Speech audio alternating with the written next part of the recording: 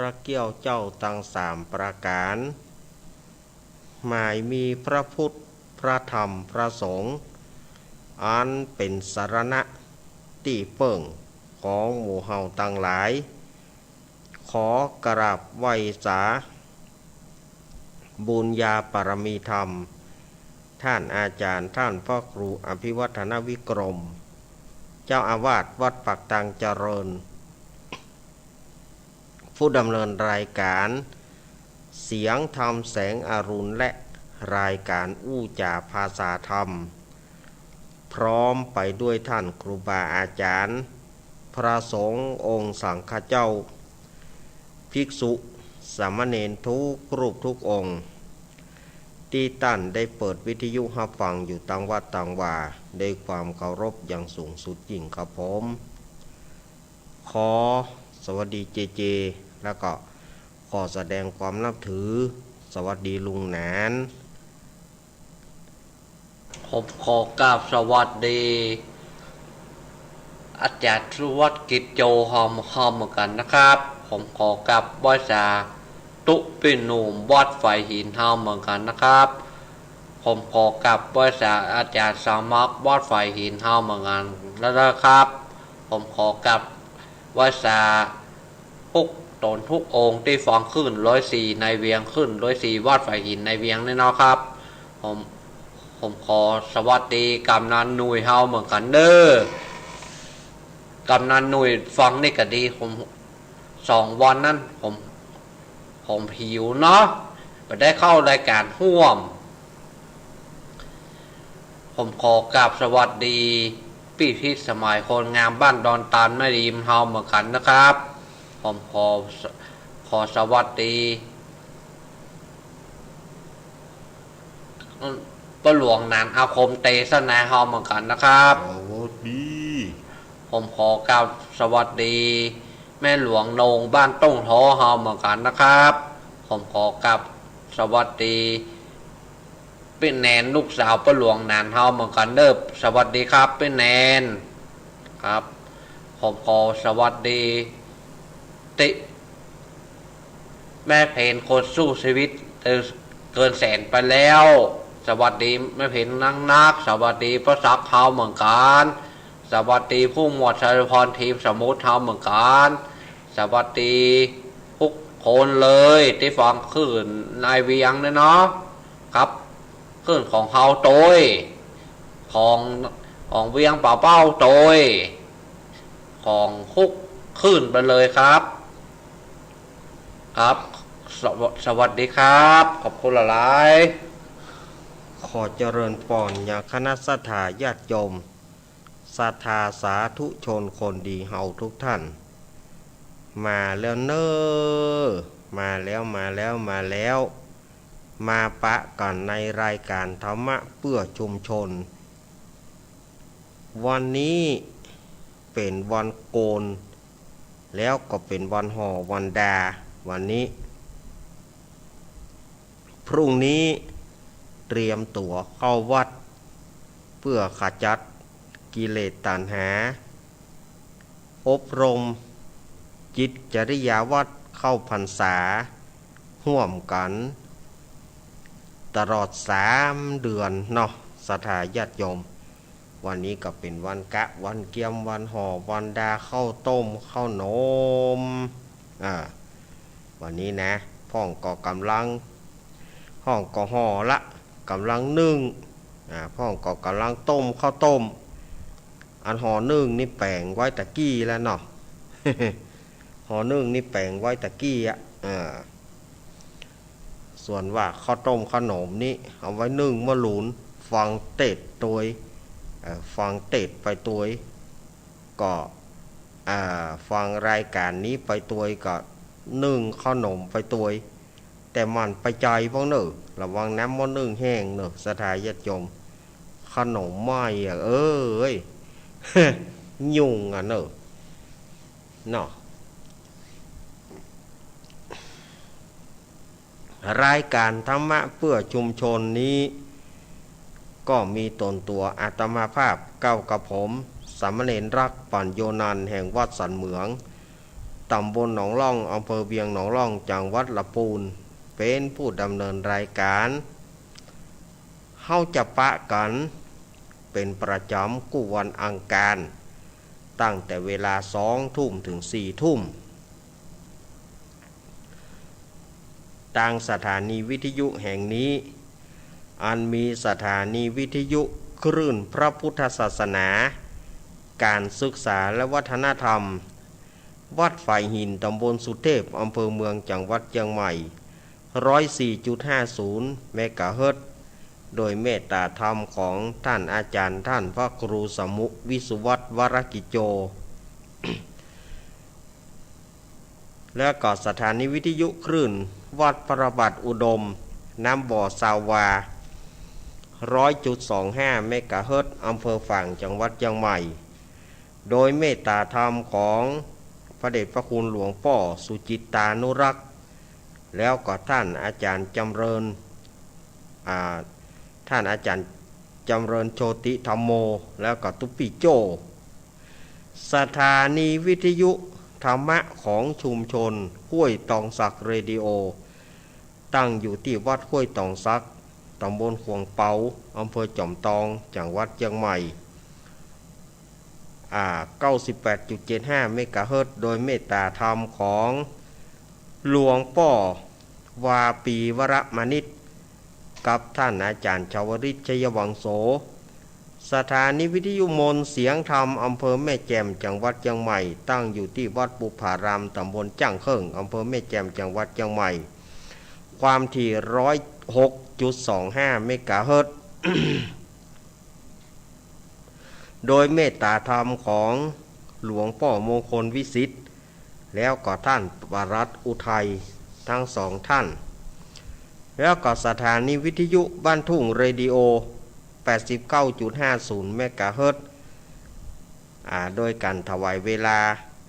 ของป้ออุดมแม่เทียมวันพุทธวงศ์สถานีวิทยุแม่ขจารโมเดิร์นเรดิโอ 94.50 เมกะเฮิรตซ์โดยการ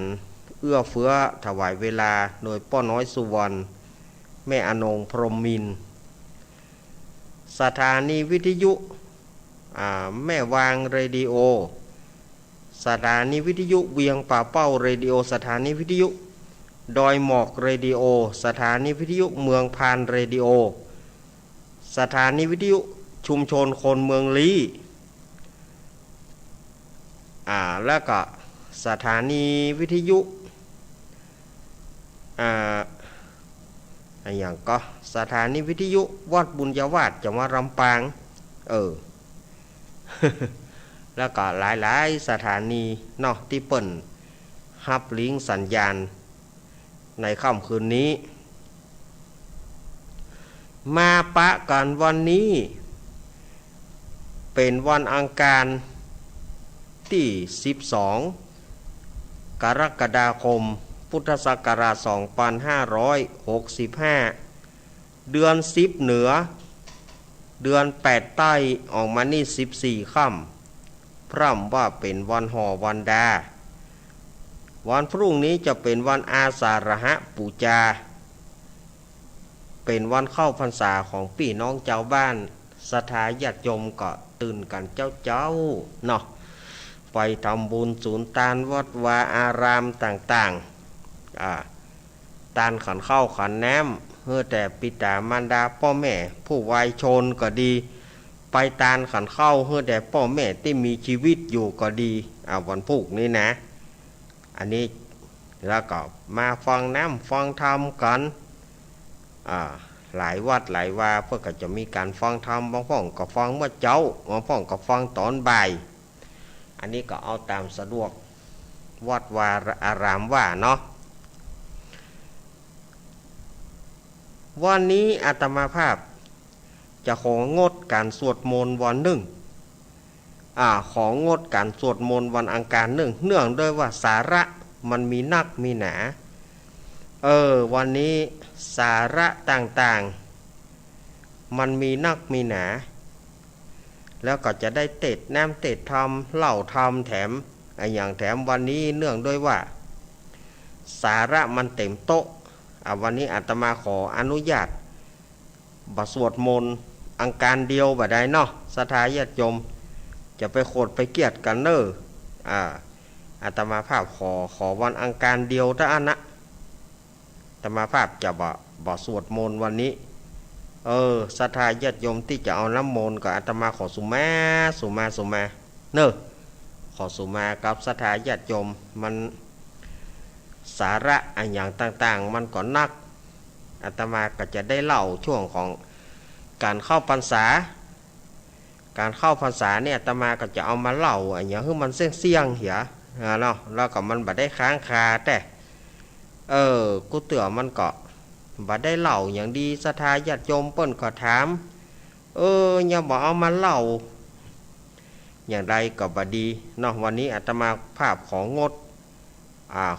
น้ำมนต์ของงดสวดมนต์วันเดียวการเดียวอังการหน้าอาตมาจะสวดสืบชะตาย่อยเฮ้ออังการหน้าอาตมาจะสืบชะตาย่อยเฮ้อจะเอาเต็มสูตรเฮ้อเนาะอังการหน้าอาตมาจะเอาเต็มสูตรเฮ้อนะ อังการเนี่ยอาตมาขอวันเดียวเนาะแต่ว่าเรามาไหว้พระก่อนเนาะไหว้พระและอาตมาก็จะเสนอสาระต่างๆเกี่ยวกับหนึ่งแล้วก็จะได้มาเล่าธรรมให้มันจบเอาละศรัทธาญาติโยมสาธุชนทั้งหลายก่อนอื่นที่อาตมาจะได้อู้อย่างต่อไปนั้นเขาไหว้พระอย่างก่อนเนาะศรัทธาญาติโยมพนมมือเนอกราบหนึ่งกราบสองกราบสามอรหังสัมมาสัมพุทโธภะคะวาพุทธังภะคะวันตังอภิวาเตมิสวากขาโตภะคะวะตาธัมโมธัมมังนะมัสสามิสุปฏิปันโนภะคะวะโตสาวกสังโฆสังฆังนามามิสาธุเอาละศรัทธาญาติโยมได้ไหว้พระแล้วเนาะวันนี้อาตมาบ่สวดมนต์วันเดียวแต่นะ อังการหน้าอาตมาจะทำไปชุดย่อยเฮือกันแล้วกันก่อนที่อาตมาจะเสนอสาระต่างๆนั้นอาตมาภาพก็ขออนุโมทนาบุญกับศรัทธาญาติโยมเดี๋ยวอาตมาขออภัยอาตมาบ่ได้ปิดโทรศัพท์ญาติโยมบ่ต้องโทรมาเตื้อบ่ต้องโทรมาหาอาตมาเตื้อเนาะเพราะว่าก็เดี๋ยวก่อนอาตมาบ่ได้ปิดโทรศัพท์แล้วโยมก็จะโทรฟังเตื้ออาตมาบ่ฮื้อโทรเตื้อถ้าจนกว่าว่าเปิดสายเมื่อใดเมื่ออันอาตมาบอกว่าเปิดสายเมื่อใดเมื่ออัน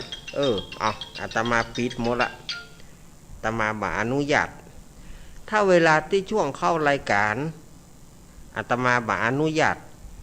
ถ้าถึงว่าอาตมาเปิดไว้ก็ตามอาตมาก็บ่ฮื้อไผโทรเตื้อมันบ่ถึงเวลาฟังสาระให้มันเสร็จก่อนถ้าญาติโยมฟังสาระให้มันเสร็จแล้วก็อาตมาบอกว่าวางสายศรัทธาญาติโยมก็โทรกันมาถ้าอาตมายังบอกว่าวางสายเตื้อเนี่ยจะไปโทรเตื้อ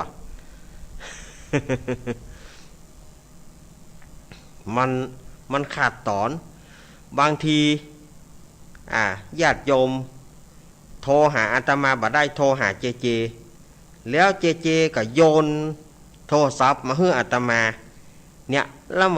มันก็เลยเป็นกระท่อนกระแท่นฉะนั้นถ้าอาตมากำลังอู้อยู่ญาติโยมก็ถ้าหากว่าวิทยุมันคัดข้องกันอย่างใดกะสมมุติว่าญาติโยมก็โทรหาเจถ้าอยู่ธรรมดาที่อาตมาอู้อยู่ถ้าจะอู้กับอาตมาจะไปโทรเตื้อ บอกว่ากรณีที่ญาติโยมจะโทรหาอาตมาหรือว่าโทรหาเจเจจะโทรหาเจเจก็ตามเพราะว่าอาตมาอู้อยู่อาตมาใจสาระต่างๆอู้ไปอยู่ฉะนั้นญาติโยมบ่ต้องโทรบอกว่ากรณีหาอาตมาหรือว่าหาเจเจบ่ต้องโทรเนาะเขาเข้าใจกันอีนะ อาตมาภาพขออนุโมทนาผู้ที่ฮับกระเบื้องปูพื้นห้องน้ำก็ได้หลายกองแล้วเหมือนกันเนอะศรัทธาญาติโยมเปิ้นก็ห่วมกันทำบุญมาอาตมาขออนุโมทนาเนอะสำหรับญาติโยมที่ห่วมทำบุญกับอาตมานะแต่อาตมาขอแหมอย่างหนึ่งถ้าว่าโยมญาติโยมจะฮับกระเบื้องก็โทรหลังไมค์เอาเนอะอาตมาบอกฮับสายหน้าไม้นะมันจะกินเวลาศรัทธาญาติโยมที่เปิ้นโทรเข้ามาเปิ้นจะสนทนามันจะกินเวลาไปถ้าว่าญาติโยมมีจิตศรัทธาจะฮับกระเบื้องก็โทรหลังไม้เอาเมื่ออาตมาจบรายการหรือว่าวันใหม่ก็ได้ถ้าเอาในช่วงที่อาตมาฮับหน้าไม้นะอีแม่ฮับนะอีแม่ชื่อนั้นชื่อนี้กำเดียวมันจะกินเวลาของศรัทธาญาติโยมที่เปิ้นจะโทรมาพ่องเปิ้นก็ถ้าจะมันการทรมานคือการรอคอยศรัทธาญาติโยมเนาะการทรมานคือการรอคอยอย่างสักอย่างเนี่ยเฮาโทรศัพท์ไปตืดเปิ้นก็บ่วางสายมันทรมานนะฉะนั้นถ้าช่วงอาตมาบ่ฮับสายหน้าไม้สำหรับผู้ที่จะฮับกระเบื้องอาตมาขอหลังไม้กันแล้วกันเนาะมันจะบักกินเวลาดีมันจะกระชับเวลากันดีเนาะอนุโมทนาป่อบุญธรรมแม่เกี้ยวอวดร่างวังเหนือลำปางฮับมา1 ตารางเมตรหรือว่า1 กล่อง300 บาทป้อเมืองเกี้ยวแม่มาลีนางสาวสายฝนกันทาส้มบ้านตงโป่งตำบลเหล่ายาวอำเภอบ้านโฮงจังหวัดลำพูนนี่เปิ่นก็ฮับ1 กล่องหรือว่า1 ตารางเมตร300 บาทแม่วันนาอุทัยอันนี้กับบ้านตงโป่งเปิ่นฮับ200 บาทเปิ้นฮับแม่น่ะกับเปิ้นฮับ200 บาท200 บาทแล้วก็แม่บัวพัดกุลันบ้านต้นซ่านแม่สูน้อยอำเภอฝางแม่บัวพัดกุลันนี่เปิ้นก็ฮับ300 บาท1 กล่อง1 ตารางเมตรแล้วก็มีโยมแม่ที่เปิ้นห่วมตัวแม่บัวพัดแถม100 บาทอาตมาก็เอา100 บาทของโยมแม่น่ะเอาเปาะกับของแม่วันนาอุทัยให้มันปอกล่องก็ครบ300 บาท 300 บาทเนาะเพราะว่าอาตมาเอาไปเปาะกับของแม่วันนาอุทัยแล้วก็อนุโมทนาเนอศรัทธาญาติโยมแม่คำปานจอมทันนี่ก็ฮับ1 กล่องบ้านสันปุเลยตำบลสีเตี้ยอำเภอบ้านโฮงจังหวัดลำพูนก็ฮับ1 กล่อง300 บาทอันนี้เพื่อก็จะตานหาป่อคำปอนบ่ใช่หรอเปิ้นจะตานไปหาป่อคำแม่บัวคำจอมทัน ไปป่อคำปอนได้ไหนจื่อเปิ้นแม่คำปอนเพื่อจะตานหาป่อคำแม่บัวคำนายวิเชษจอมทันอันนี้นะเปิ้นฮับกระเบื้องมาเนาะ แม่สุเกี้ยวสอนศรีนุสรศรีราพรศรีเตี้ย1 ตารางเมตร300 บาทป้อสมศักดิ์แม่สีเพนขาวเตี้ยนายอเนกนางจินตนาพรน้องปลายฝนชัยกาวิน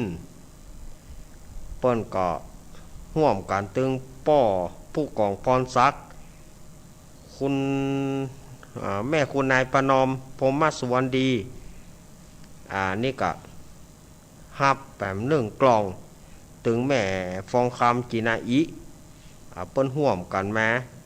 ฮับแถม1 ตารางเมตร300 บาทก็ยินดีศรัทธาญาติโยมเนอแล้วก็เปิ้นนายประพันธ์นางอำนวยอีกอะอำเภอฝางเปิ้นก็ฮับมา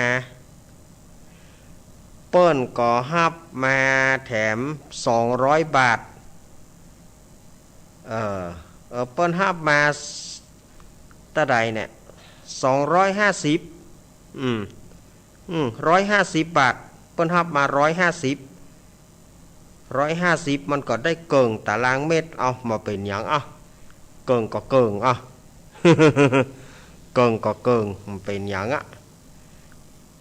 มาก็ตามวักมาหาได้นั่นเนาะแล้วก็ ปุ่นลำปางแม่กองแรงเกิดเมื่อค่ำ แม่กองแรงก็ฮับ1 กล่อง300 บาทแล้วก็ยังมี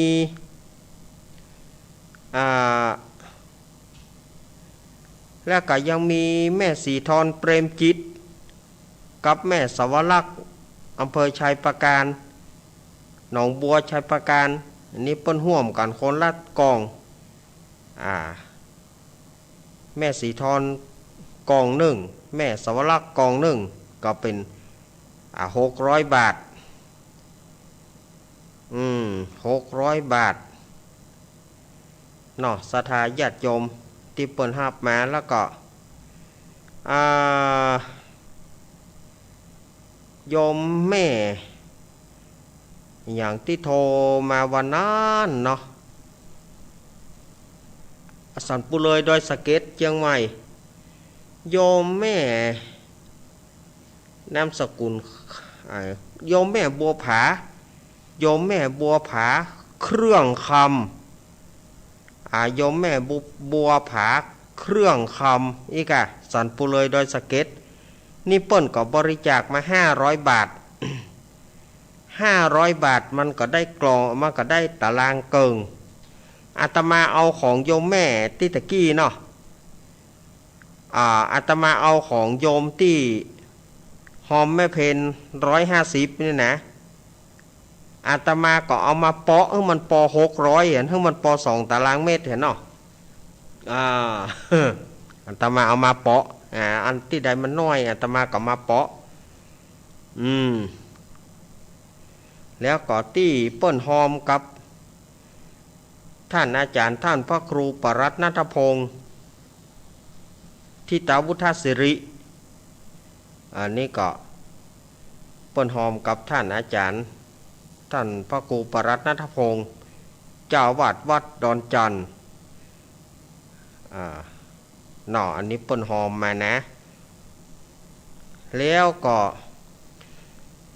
ศรัทธาญาติโยมที่เปิ้นหอมมาถ้าฝ่ายจะหอมอาตมาก็089-214-0135 เพราะว่าก็ยังต้องการกระเบื้องแถมนักอยู่ศรัทธาญาติโยมที่จะเอาปูพื้นห้องน้ำแล้วก็บุผนัง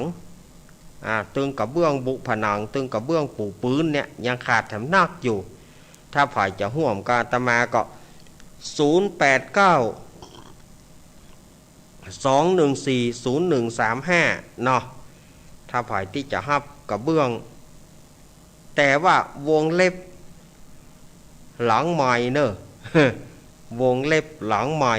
วงเล็บที่มุมซองเนาะหลังใหม่อาตมาบ่ฮับอันหน้าใหม่ถ้าหน้าใหม่นี่ว่าอีแม่จะห้อมกล่อง2 กล่อง3 กล่องอีแม่ชื่อหยังต้องมาเช็คชื่อแม่แถมแล้วก็มันจะกินเวลาญาติโยมที่เปิ้นจะโทรมาสนทนาเนาะ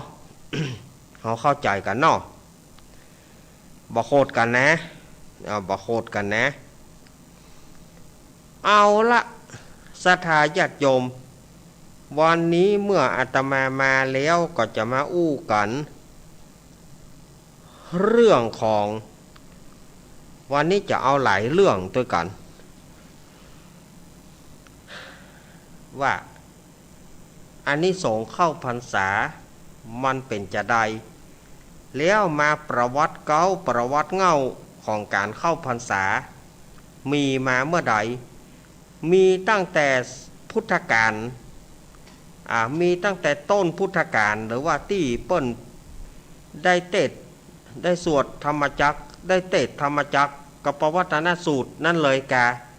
เปิ้นถึงบัญญัติการเข้าพรรษาอันนี้อาตมาภาพก็มีความรู้น้อยๆคือมีความรู้ต่างอัตภาพความรู้เต้าหางอึ่งก็จะมาบรรอู้เป็นยะเป็นอย่างให้ศรัทธาญาติโยมพอสมควรแก่การเวลาศรัทธาญาติโยมก็ห่อขนมตัวฟังไปตัวเนาะ นี่ก็ศรัทธาญาติโยมความจริงนั้นในการเข้าพรรษาบ่ได้บัญญัติมาตั้งแต่ต้นเข้าพรรษาเตื้อแต่มาบัญญัติทีหลังเมื่อองค์สมเด็จพระสัมมาสัมพุทธเจ้าของเฮานั้นเมื่อที่เปิ้นแสดงปฐมเทศนาธรรมจักรปวัตตนสูตรจนพระอัญญาโกณทัญญะได้ดวงตาหานธรรมจากนั้นก็ปัจจวัคคีย์ทั้งปัจจวัคคีย์แถม4ก็ได้บรรลุธรรมมาติดกันก็ยังบ่ได้บัญญัติในการเข้าพรรษาเตื้อ บ่ได้บัญญัติเตื้อแต่ภายหลังมาเนี่ยก็บรรดาภิกษุทั้งหลายนะมูลเหตุมันนะมูลเหตุมันมีที่ภิกษุทั้งหลายพอถึงฤดูฝนภิกษุทั้งหลายก็จาริกไปคือเปิ้นเฮาว่าไปเผยแพร่ธรรมจาริกไปเผยแพร่ธรรมในบ้านนอกขอกนิคมต่างๆฝนตกฝนห้ำก็บ่ได้อยู่ภิกษุทั้งหลายทุกเจ้าทั้งหลายก็พากันไปจาริกเพื่อเผยแพร่พระธรรมก็ถ้าบัดเดียวก็ไปเผยแพร่ธรรมเหมือนคณะธรรมทูตนั่นเนาะเหมือนคณะพระธรรมทูตคณะรถด่วนขบวนพิเศษอย่างเอี้ยกะธรรมสัญจรอย่างเอี้ยกะเปิ่นไปเต็ดน้ำเต็ดธรรมโปรดศรัทธาญาติโยมตั้งหลายจนถึงหน้าฟ้าหน้าฝนคือหน้าพรรษาขึ้นมาเนี่ยฝนก็ตกฝนก็ตกแต่ว่าภิกษุตั้งหลายก็ยังจาริกเพื่อไปเผยแพร่ธรรมแล้วในสมัยนั้นมันเป็นหน้าเปิ้นทำแหนเป็นหน้าเปิ้นทำแหนหน้าเปิ้นปลูกข้าวพอเปิ้นปลูกข้าวเปิ้นหว่านก้ากำลังจะเป็นก้ามาภิกษุตั้งหลายตู้เจ้าตั้งหลายก็ปากันไปย่อมเข้าก้าของศรัทธาเจ้าบ้านเปิ้นเสียหายไปย่อมกบย่อมเขียดไปย่อมจักแตนย่อมจะหีดแมงจรเมื่อไปย่อมเข้าก้าของศรัทธาญาติโยมผลละหมากหลากไม้บะเขือบะทั่วตู้เจ้าตั้งหลายฝนมันตกกันเนาะลัดกลางตรงกลางหน้ามันไม่ใช่มีขนุนหนทางก็ไปลัดไปย่ำพืชกาไปย่ำใส่สัตว์กาก็ทำให้เจ้าบ้านตั้งหลายก็ปากันเดือดร้อนเมื่อปากันเดือดร้อนแล้วเนี่ยจะได้ก็ปากันติเฉียนนินทาว่าตู้เจ้าตั้งหลายอย่างใดเนี่ยบางพ่องก็ว่าอย่างรุนแรงเป็นตุเป็นเจ้ามาย่อมเข้าก้าศรัทธา มาย่ำซัดย่ำสิ่งหน้าฟ้าหน้าฝนหน้าฝนก็บ่อยู่จำที่วัดที่วาหน้าฝนก็ออกจาริกเผยแผ่ธรรมตู้เจ้ามูนี่อย่างล้ำเหลือไปนี่ใครเกินไปเนอะนี่นะก็เขาก็ป้ากันติเตียนบรรดาภิกษุทั้งหลายจนถึงกระทั่งว่าพระพุทธเจ้าเปิ้นได้ยินเจ้าบ้านติเตียนนินตาพระสงฆ์ทั้งหลายเปิ้นก็หันว่าโอ้พระสงฆ์ทั้งหลายนั้นได้ไปย่ำเข้ากามเมียผ้าเปียมดผ้าจีวรผ้าสบงเปียมดเปียฝนเพราะว่าบัดได้อยู่โฮมอยู่เงาสมัยก่อนมันจ้องก็ถ้าจะบ่มีเด้อจ้องสำหรับตู้เจ้านี่ก็ถ้าจะบ่มีเมื่อบ่มีจ้องก็ต้องลาดฝนเมื่อลาดฝนมาก็เปียผ้ากันอย่างก็เปียบ่เป็นคือบ่หน้าดูสถานญาติโยมมันเปียหลบสอบแหลบแสบเจ้าบ้านก็ติเตียนนินตาองค์สมเด็จพระสัมมาสัมพุทธเจ้าของเฮาเปิ้นก็เลยได้บัญญัติมาว่าดูก่อนภิกษุตั้งหลาย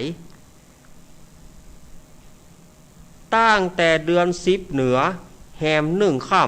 ำไปจนถึงเดือนเกียงแหม1ค่ำนะถ้าภาษาภาคกลางก็บอกว่าตั้งแต่เดือน8แหม1ค่ำจนถึงเดือน11แหม1ค่ำอันนี้เดือนทางใต้นะถ้าเดือนทางเหนือเฮาก็บอกว่าตั้งแต่เดือน10เหนือแหม1ค่ำไปจนถึงเดือนเกียงแหม1ค่ำเฮือท่านตั้งหลายจำพรรษาอยู่ครบไตรมาส3เดือนจำพรรษาอยู่อาวาสวัดใดวัดหนึ่งต่ำครบไม้กะสำหรับพระธุดงค์พระธุดงค์เนี่ยถ้าว่าเดินดงมาก็ใกล้เข้าพรรษาก็ต้องจำพรรษาอยู่ปืนต้นไม้ก็ต้องอยู่ไปปะใส่ตูบกลางโต้งก็ต้องอยู่ต้องจำพรรษาอยู่ที่หั่น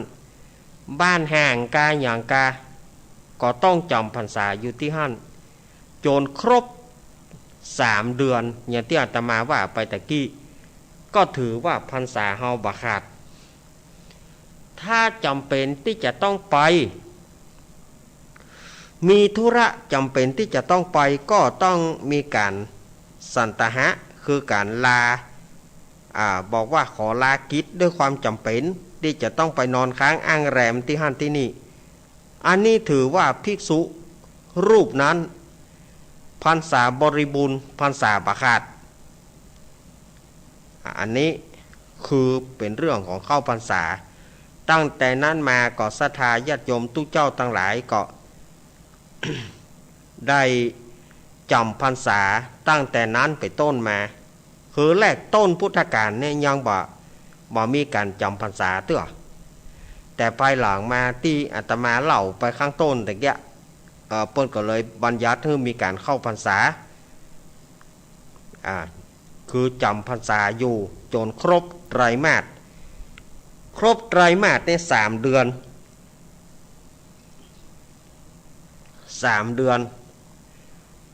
แต่เปิ้นก็มีข้ออนุโลมนะข้ออนุโลมจะใดมันมีพรรษาแรกกับพรรษาหลังศรัทธาญาติโยมฟังให้ดีเนอะพรรษาแรกก็คืออย่างที่เราจะเข้ากับวันพุธนั่นแหละที่เราจะเข้ากับวันพุธไปถึงเดือน10เปงไปถึงเดือนเกี่ยงเปงอันนี้เรียกว่าพรรษาแรกพรรษาต้นพรรษาแรกแต่ว่าถ้าไผมาบวชในช่วงหลังไผยังมาบวชในพรรษานั้นศรัทธาญาติโยมยังบวชมียังจะบวชอยู่ เปิ้นก็ฮึไปจำพรรษาหลังคือไตรมาสหลังไตรมาสหลังนี่คือเดือน11เพ็งเมืองเหนือเฮานี่นะหรือว่าเดือน9เพ็งของภาคกลาง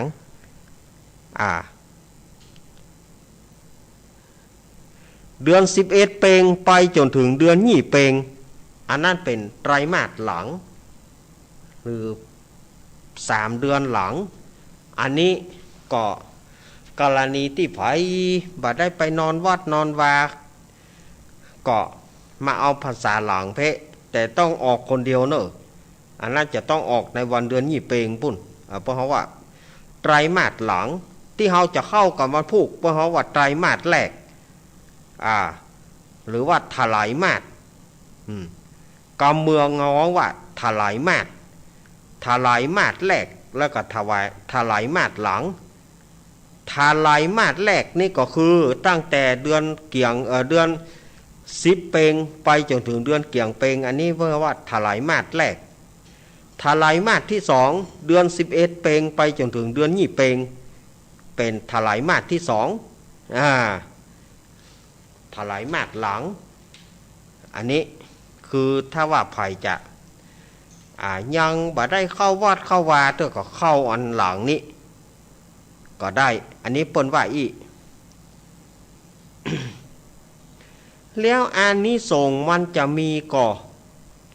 แต่กี้เฮาก็ได้ฟังท่านพระครูณัฐพงศ์เปิ้นเล่ามาเหมือนกันว่าอานิสงส์เนี่ยในการฟังธรรมต้นภาษาก็ดีกลางภาษาก็ดีออกภาษาก็ดีย่อมมีอานิสงส์หลายก๊อบเขาได้ฟังตะกี้ก๊อบหนึ่งนั้นเปิ้นอุปมาดังรือนั่นจานี่ อุปมาดังสถาญาติโยม1ก๊อบ1กรเนี่ยการปาวสารเนี่ยก็เหมือนกับว่าญาติโยมเปิ้นเปรียบเหมือนว่ามีหินก้อนหนึ่งสูงปานวากว้างปานวา100 ปีติบไหนเทวดาจะเอาผ้าละเอียดอ่อนนุ่มละมุนมาเช็ดมาลวดเถเตื้อหนึ่งเมื่อใดหินก้อนนั้นมันค่อมมันกร่อนไปเปียงแผ่นดินเลี่ยนเกี้ยงเหมือนหน้ากองใจนั่นจึงชื่อว่า1กับดกสถาญาติโยมจะไปเสียใจว่าเขาได้กับเดียวก็กับเดียวเนี่ยญาติโยมก็เมื่อใดหินก้อนนั้นมันค่อมเปียงแผ่นดินนั่นแหละมันถึงจะได้1กับสถาญาติโยมจะเสียใจมันยังจะเสียใจมันยังปลดเฮาได้กับหนึ่งเฮาก็พอใจแล้วสถาญาติโยมบ่ต้องคิดมากแล้ววันพุธนี้สถาญาติโยมเฮาอย่างวันนี้เฮาก็กะเกียมดากันมาแล้วหรอพ่องก็ห่อนึ่ง พ่องก็ห่อนึ่งไว้ละตะสะพ่องก็เตจิมไว้ก่อนนะแมลงนี่พ่องก็เตจิมไว้ละ ลำก่อยหรอหอนึ่งนี่นะมันก็สมัยแต่ก่อนนี่เต้าไปเก็บหอนึ่งไว้ตู้เจ้าเก็บหอนึ่งไว้เอาไว้คั่วโห ว่าพวกพระเจ้านี่เท่าเขาสั่งขยมไว้แล้วหรอพวกพระเจ้านี่สั่งขยมคั่วโหเนอะเดี๋ยวจะขึ้นวิหาร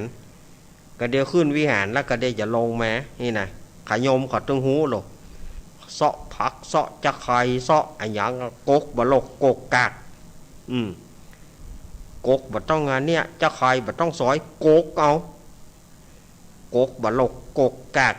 เอาแกงโหพระแคบไปใส่ตึงเขือนะมาก็ลำไอ้โลกสถาญาติโยมขั้วโหอย่างนั้นนะมันต้องพิถีพิถันมันต้องไปขั้วน้ำมูกน้ำมันอย่างมันนะ นี่มันก็อีกอย่างหนึ่ง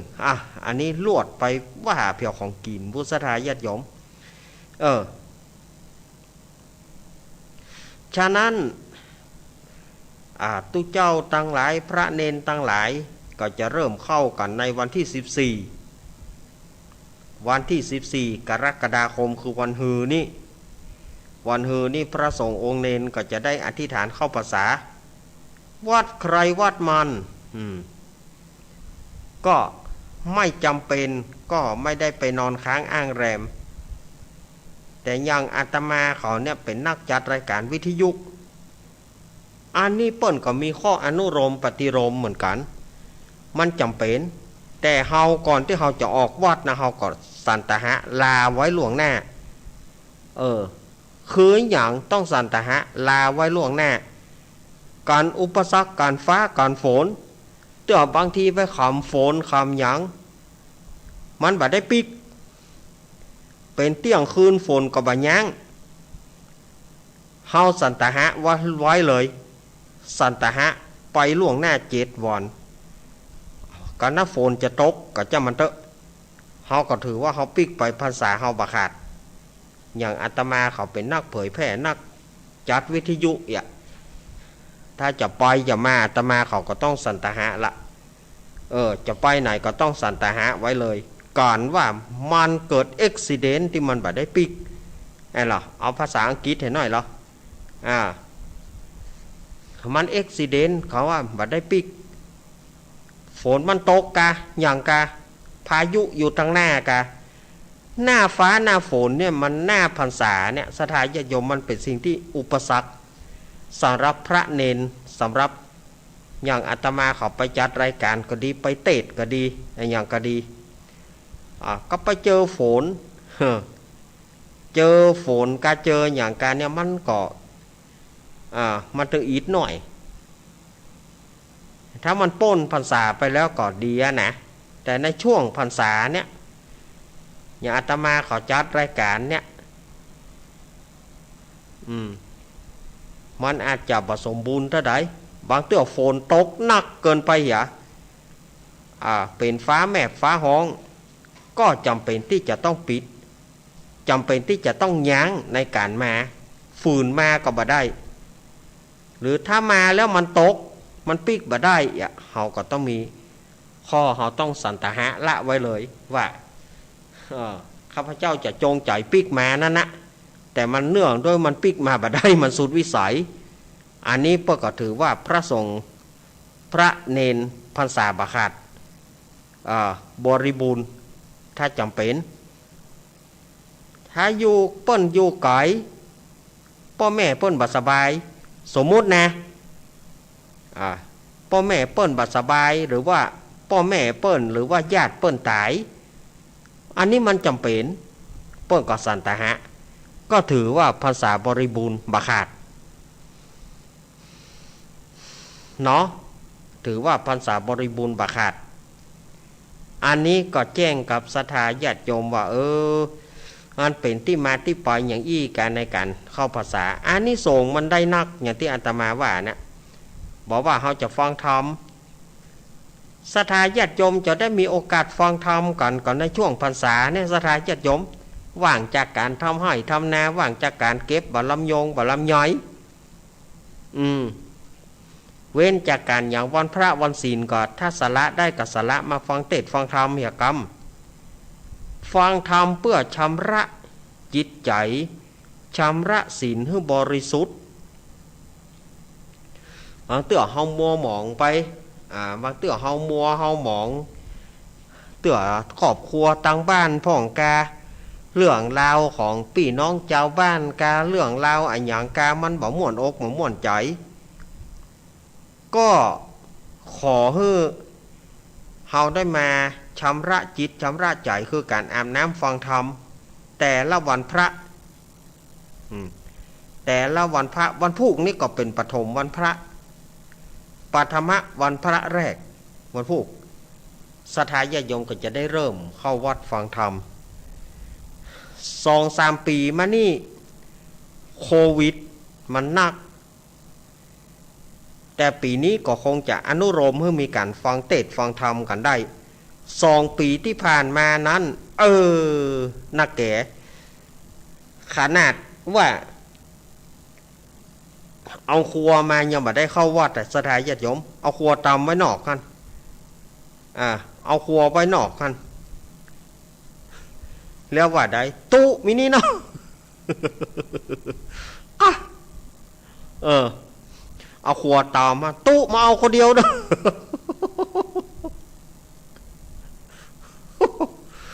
อ ต่างคนต่างกลัวโควิดตู้เจ้าก็กลัวศรัทธาก็กลัวตู้เจ้าเอาครัวไปตามมันแต่เขาเตือนนี่ป่ะจะมีขยมมาเก็บเพื่อหลังจากที่เขาปั่นปอนแล้วอันปีแล้วนี่นักแก่พ่องเอาครัวมาตามตู้กินคนเดียวเนอะ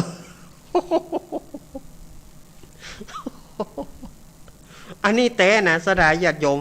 ตู้เก็บคนเดียวเนอะ อันนี้มันเป็นแต่นะมันจะอาตมาเอามาอุตริว่านะมันมีอย่างอี้แต่จะอาตมาจะเอาเรื่องเลวไหลเรื่องไร้สาระมาอู้มันมีแต่ต่อยปังเนี่ยเขาเป็นนักโทษนะต่อยอันอย่างก็ต่อยอันตังเนี่ยเอาไปฉันคนเดียวเด้อไปละอีกอ่ะปอนเปินเนี่ยมาได้อ่ะเพราะว่าอย่างตู้เจ้าก็กลัวสถาตู้เจ้าก็ต้านเอามาตามให้แล้วก็มือเห็นเนอะสถาอย่า สถาญาติโยมว่าก็ยุ่งหยาบเนี่ยอันนี้เขามาอู้กันแต่ปีนี้เขาขอตั้งจิตตั้งใจว่าเอาให้มันดีอะกรรมทำบุญสุนทานให้มันเต็มอกเต็มใจอะกรรมเนาะทำบุญสุนทานให้มันเต็มอกเต็มใจอะกรรมก็ขออวยพรให้ศรัทธาญาติโยมที่จะได้ไปฟังน้ำฟังธรรมหรือว่าจะไปทำบุญ9 วัดก็ดีจะไปทำบุญกี่วัดกี่วาขอศรัทธาเขาได้บุญนักศรัทธาจะไปตานเตียนจะไปตานโซลาร์เซลล์จะไปตานหลอดไฟฟ้าจะไปตานสังฆทาน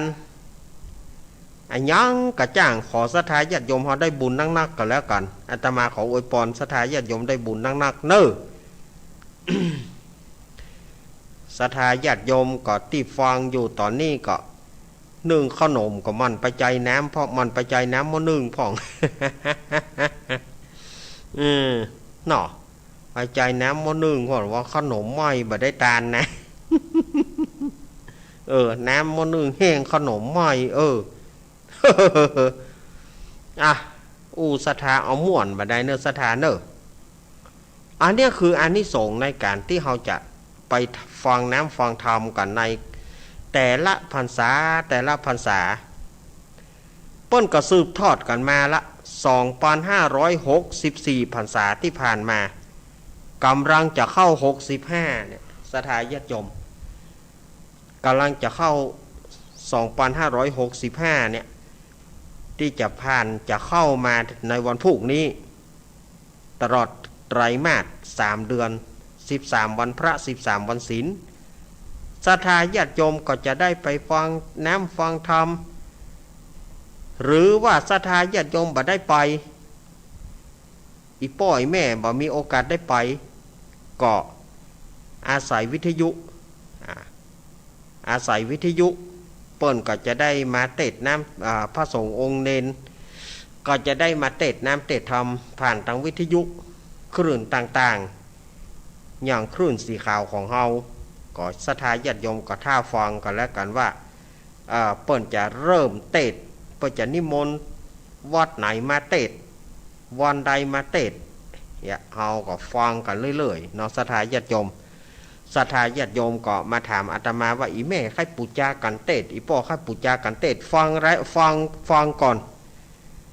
ฟังเปิ้นก่อนถ้าว่าเปิ้นว่าจะได้เปิ้นศรัทธาจะบูชากันเทศจะได้ก็ก้อยว่ากันทำกรรมหนึ่งเนาะอันนี้ญาติโยมก็มาถามว่าเฮาภาวนาท่านอาจารย์เฮาจะภาวนาที่บ้านเนี่ยกรณีว่าอีแม่บอกไปวัดเปิ้นว่าภาวนาที่บ้านเนี่ยดีก่อ มันก็ดีนั่นนะมันก็ดีถามว่าอีแม่จะภาวนาที่บ้านมันดีเพราะว่าเราบ่ได้ไปวัดไปวากันเงียที่บ้านก็ได้แต่ว่า มันอาจบ่สะดวกสักใดมันอาจบ่สะดวกสำหรับญาติโยมที่จะภาวนาในบ้านเราก็หูอยู่มันกระจุบกระจิบ มันกระจุบกระจิบอะไรหยังบางทีเราอ่อนให้กระจองอแงบางทีเราอ่อนให้กันกระจองอแงบางทีก็คนใหญ่เดือดกันพ่องเยอะย่าเยิกยักกันพ่องบางทีก็ลดบางทีก็โคนสุแม่เตอะบางทีก็หมาไล่คบกันบางทีก็เสียงเครื่องดนตรีเสียงเครื่องเปิดเพลงกระทึกคือโคมมันก็อาจจะบัดสะดวกแต่ถ้ากรณีที่อีแม่เขาไปตึงบ่ได้แล้วนะบ่เดือนนี่นะไปวัดอายุมันนักแล้วอีแม่ขอภาวนาบ้านแม่ก็ต้องทำใจละแม้นว่ามีเสียงอะไรอย่างมารบกวนแม่ก็ต้องทำใจ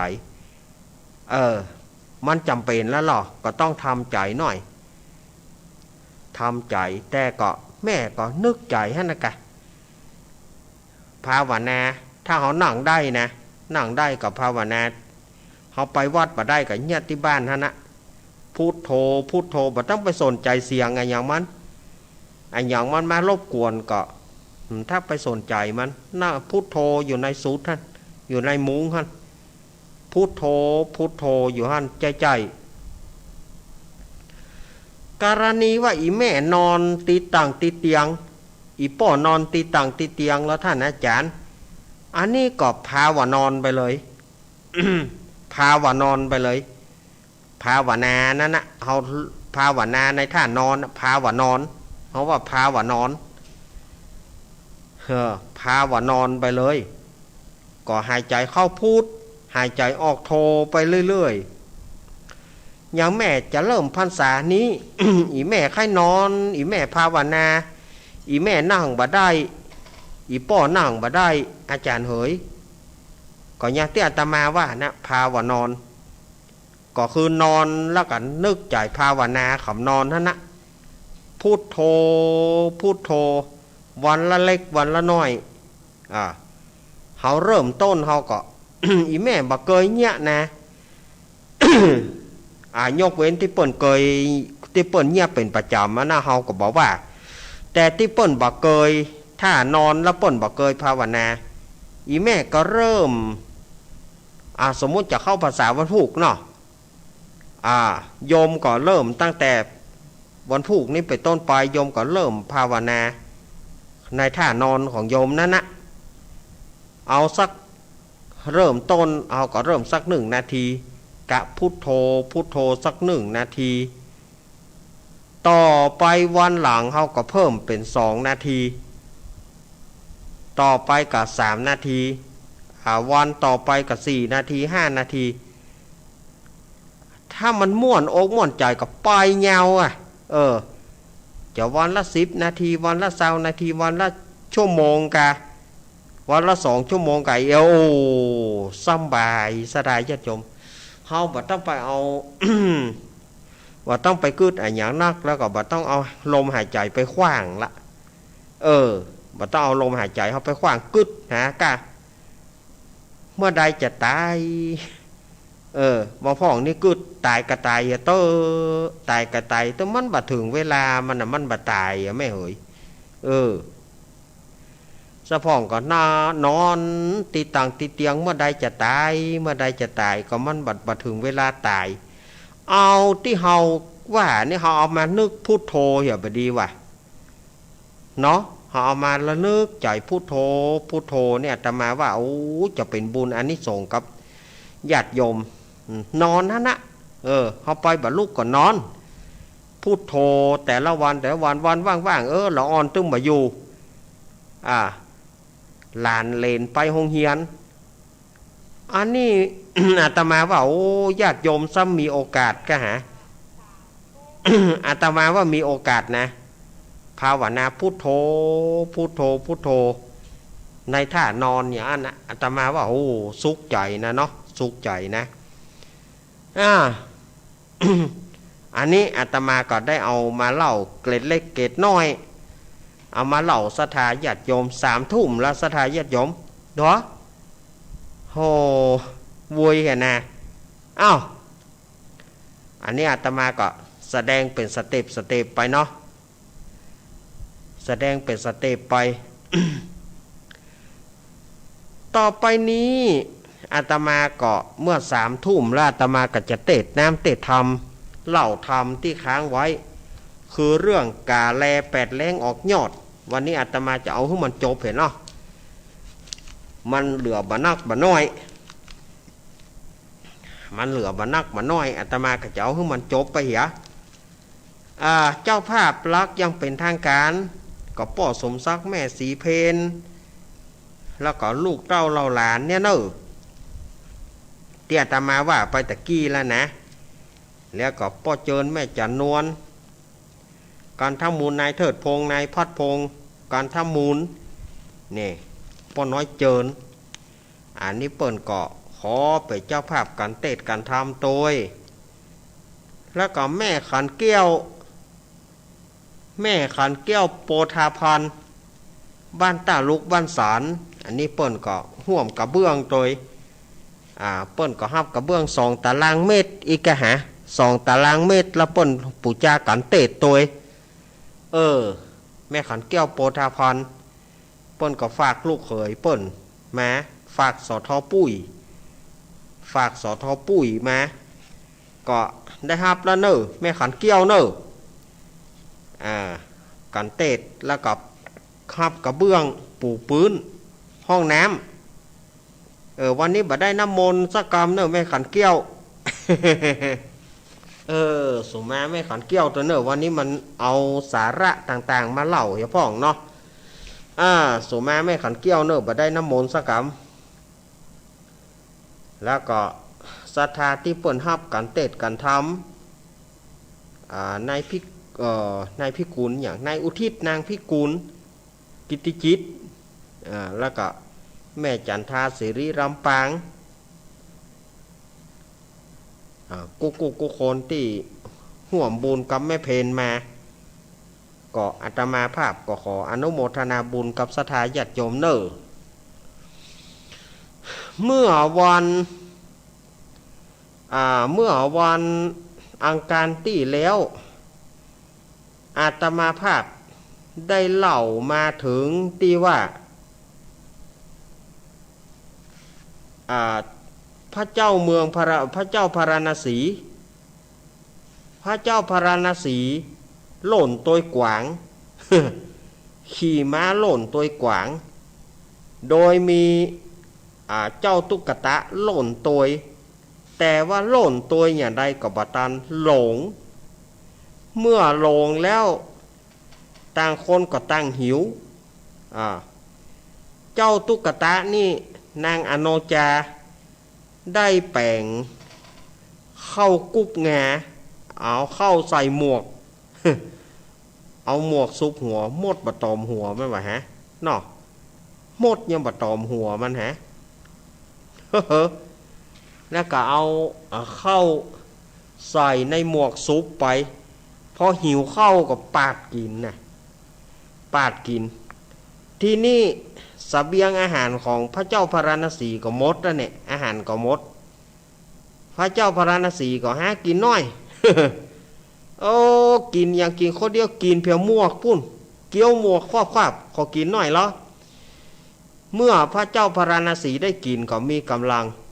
ปีกบ้านปีกจองมายกบ้านยกเมืองให้กับเจ้าตุ๊กตาแล้วยกนางอโนจาเพื่อเป็นอัครมเหสีของเจ้าตุ๊กตาวันนั้นอาตมาได้เล่ามาตึกนี้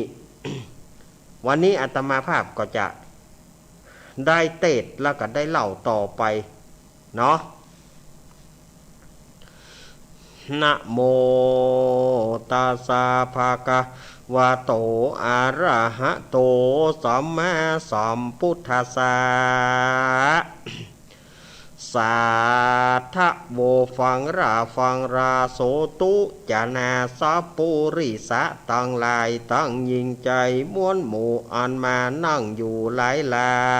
มหับศีลงาม8 หาเพื่ออยู่ท่าฟังธรรมในการะบัดนี้ไม่มีเจ้าเงามูลรัศธาตายกะตายกาตั้งหลายตั้งยิ่งใจน้อยใหญ่อันมีใจมักไฟตั้งธรรมจูปู่จูคนก็ได้ปากันสะโรงคงควายตกแต่งพร้อมนำมาอย่างมัตถุบุพาราชาตั้งดวงดอกตั้งเขาตอกดอกไม้และลำเตียนพร้อมกับตั้งวัตถุไตรยทานตั้งหลายมวลฝูงนี้เพื่อจะมาปูชาพระสัทธรรมเทศนานิมนต์ตนนิมนต์ตัวอาตมาภาพมาเป็นองค์เทศนาในกาลค่ำคืนนี้เล่าเพื่อจักมาอุทิศนาบุญส่วนกุศลมวลฝูงนี้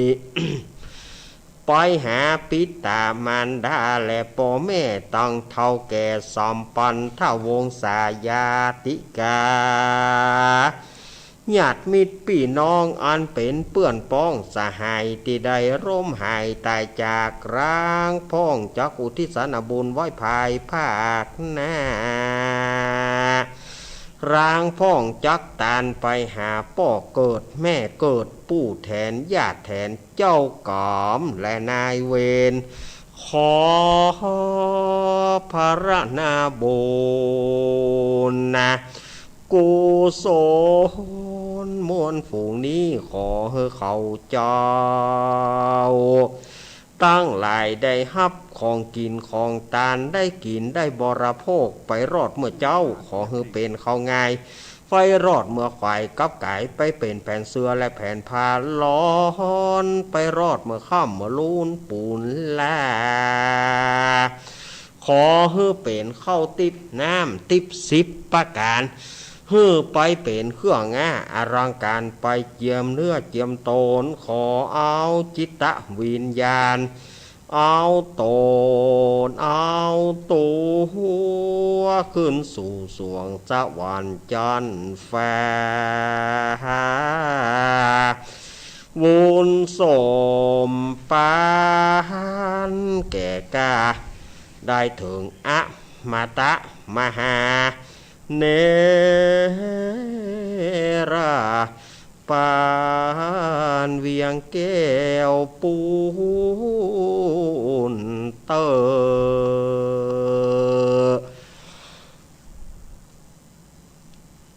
เอาละเนาะศรัทธาญาติโยมศรัทธาสาธุชนทั้งหลายต่อไปนี้ก็จะมาเล่ากันทีนี้เปิ้นก่อนตัดตอนมาถึงเจ้าโชติระเศรษฐีหลังจากที่ได้เอากาแล8 แล้งที่มันออกยอดนะเอาไปแลกกับกาแลไม้สักธรรมดาของฤาษีเปื้อนกันเศรษฐีเปื้อนกันฉะนั้นก็เข้าของสัมปติอันใดก็บ่มีสักอย่างอยู่2 คนผัวเมียก็ผิดกันผัวแก้วก็เมียก๊อกไอ้ยังคือผัวแก้วเมียก๊อกก็คือผัวก็มักเหล้าเมียก็มักเหล้านั่นนะผัวจอกก็เมียจอกผัวแก้วก็เมียแก้วกินแล้วตีหัวกันศรัทธาญาติโยมเข้าของอันใดก็บ่อยู่ตัว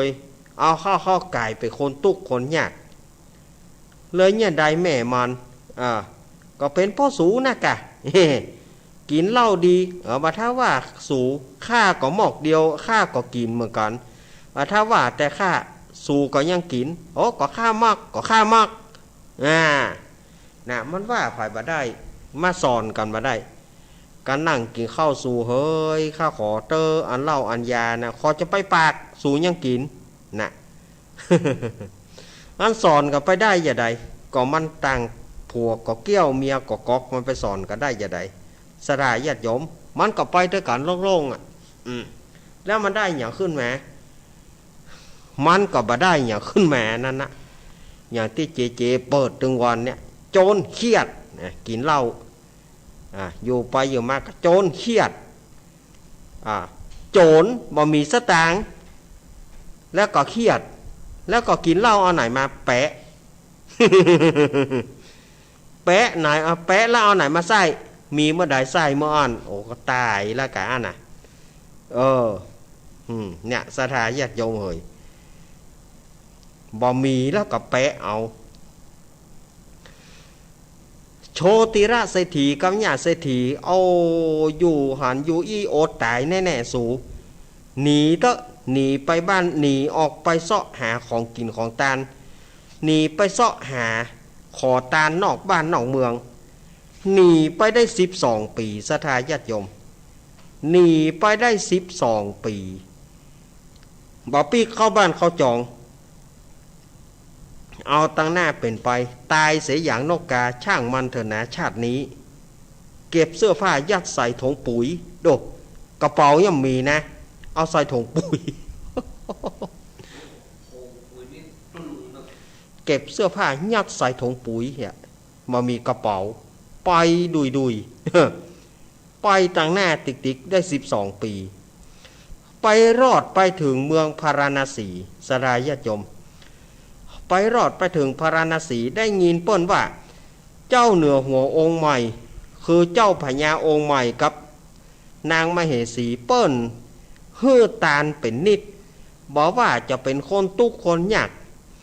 คนอนาถากั้นอยากคนหูหนวกตาบอดคนแขนกุดขากุดเจ้าเหนือหัวกับพระมเหสีฮื้อตาลกู้คนบ่เลือกชั้นวันนะโชติราเศรษฐีเขาเปิ้นมีเจ้าพญาองค์ใหม่ไปสูเฮาไปขอตาลไปเฮาไปขอตาลเพื่อว่าเจ้าเหนือหัวกับพระมเหสีเปิ้นจะอินดูพ่องจ๋าก็เลยเข้าไปนะเข้าไปเมืองพาราณสียามนั้นเจ้าพญาพระนศีองค์ใหม่กับพระมเหสีอโนจา ก็กำลังฮื้อตาลแก่ยาจกคนขอยาจกวันนี้พกคนขอเปิ้นฮื้อตาลเป็นนิดโอ้ยาจกวันนี้พกคนขอนี่กับป้ากันป้าไปขอฮับตาลไปขอตาลตั้งแต่เจ้ายันค่ำโอ้โชติราเศรษฐีกับเมียมันนั่นนะเมื่อใดเราจะได้อีหรอเพราะว่าวันนั้นก็เหมือนโจกจะไม่เป็นใจหน่อยโจกเป็นใจจะได้วันนั้นยาจกคนขอก็ได้แล้วเปิ้นก็ไปกันเมื่อโคนวายแล้วบ่มีภัยแล้วเปิ้นได้รับตาลกันไปแล้วได้ของกินของตาลเศรษฐีนี่ไปขอเปิ้นน้อยเพิ่นก็บ่ฮื้อข้าขอกินน้อยได้ก็ว่าดีว่าแต่ขอขนมจอกห้องโคนก้านนี่มันถึงไปขอหมดเนาะขอขนมจอกห้องแล้วปูนไปขอปูนไหนวัด เดี๋ยวว่าเพิ่นนึกว่ามันจะป่านเฮ้ยแต่ก็ขอเตอะไหนวัด อย่างวัดขนมจอกนักแก เนาะ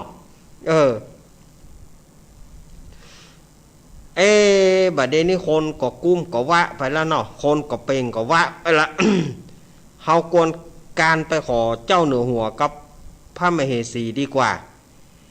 ยามนั้นเจ้าเหนือหัวก็ไปศาลาแถมหลังหนึ่งไปศาลากว้านตาลแถมหลังหนึ่งแล้วก็บอกให้พระมเหสีอโนจาว่าน้องหญิง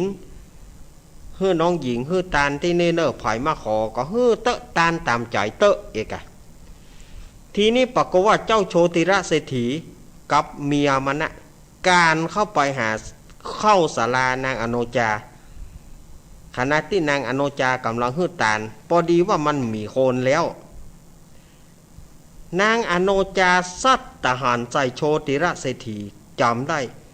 อันนี้มันปู่โชติระผัวเก่าเฮานี่โหอันอย่างล่ำเหลือผมป้อมได้ตัดผมยาวป่างสร้างฝ่ายบ่ปอบ่มีบ่เป็นดิจูดีเอาอย่างนวดเขานวดเขาพออย่างอีวอกพออย่างลิงปดธรรมโมสั่งโคอันอย่างอันล่ำเหลืออันอย่างมาตุกมาแยกล่ำเหลือเสื้อกระป้อมเป็นผ้าป้อมเป็นครัวปุดยะหยาดนางอโนจาก็เลยถามว่าโหสูอีเนาะ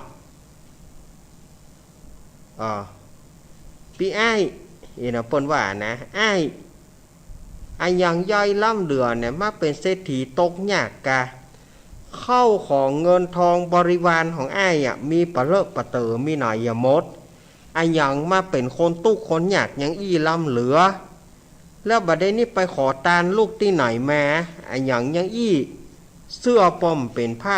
ป้อมเป็นครัวอี้ล่ำเหลืออันอย่างมาตุกมาหยากอย่างยังอี้ล่ำเหลือนี่โชติระเศรษฐีก็ฟังเสียงมันเสียงนี่มันคุ้นเสียงนี่มันคุ้นมันเสียงเหมือนอโนจาเมียเก่าเฮานี่นะนี่หยังพระมเหสีอโนจาถามว่าจำบ่ได้ละกะ ก็อโนจาจะได้ล่ะเท่าเจ้าโชติระแงนหน้าขึ้นอันจ้า จ้าโอ้สุมาเตะพระมเหสีอันยังแน่บัดเดียวนี่โตมันกลัวนะ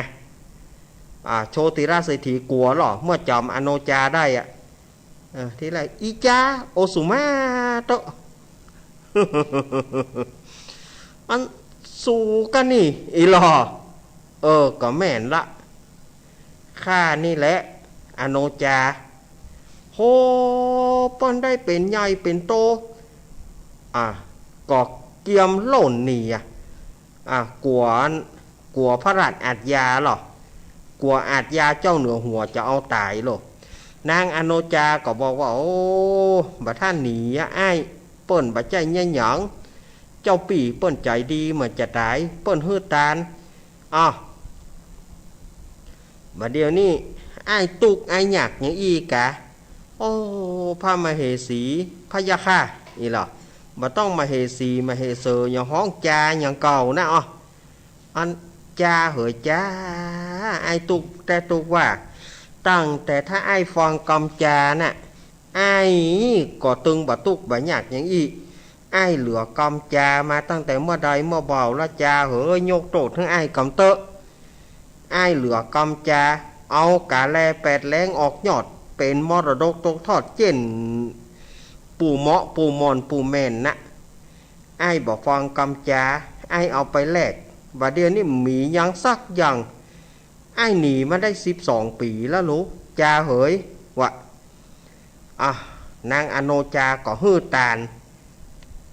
เอาของต่างๆฮื้อตานแก่เศรษฐีแก่โชติระไปยามนั้นเจ้าเหนือหัวคือพญาพาราณสีองค์ใหม่ก็เสด็จเข้ามาอันนี้เปิ้นเป็นไผน้องหญิงนางอโนจาก็เลยเล่าว่าเป็นโชติระเป็นผัวเก่าที่ได้เลิกกันไปพระเจ้าพาราณสีองค์ใหม่เปิ้นก็บรังเกียจเอาฮื้อตานเปิ้นไปเตอะน้องหญิงเอาฮื้อตานไปนั่งนักเปิ้นขาดเหลืออย่างเอาฮื้อเปิ้นไปดกอันนี้เปิ้นมีน้ำใจนะพระเจ้าพาราณสีพระราชทานของฮื้อแล้วเปิ้นจะเอาเศรษฐีโชติระเนี่ยมาอยู่ เศรษฐีตรงหยักนี่นะก็บอกว่าข้าพระองค์บ่มีบุญที่จะได้มาอยู่ในหัวในเวียงพระเจ้าค่ะนี่หรอฉะนั้นเปิ้นก็พระราชทานเปิ้นก็เอาของฮื้อตาลไปนางอโนจาก็ยังฮื้อตาลไปแถมเจ้าโชติระก็บอกว่าปอละจ้าปอละไอปอละจ้าเหยว่ามันน่ากล้ำปอละจ้าเหยเขาก็หอบเอาของกินของตาลที่พระเจ้าพระนศีกับนางอโนจาฮื้อกาปลาตึงสอง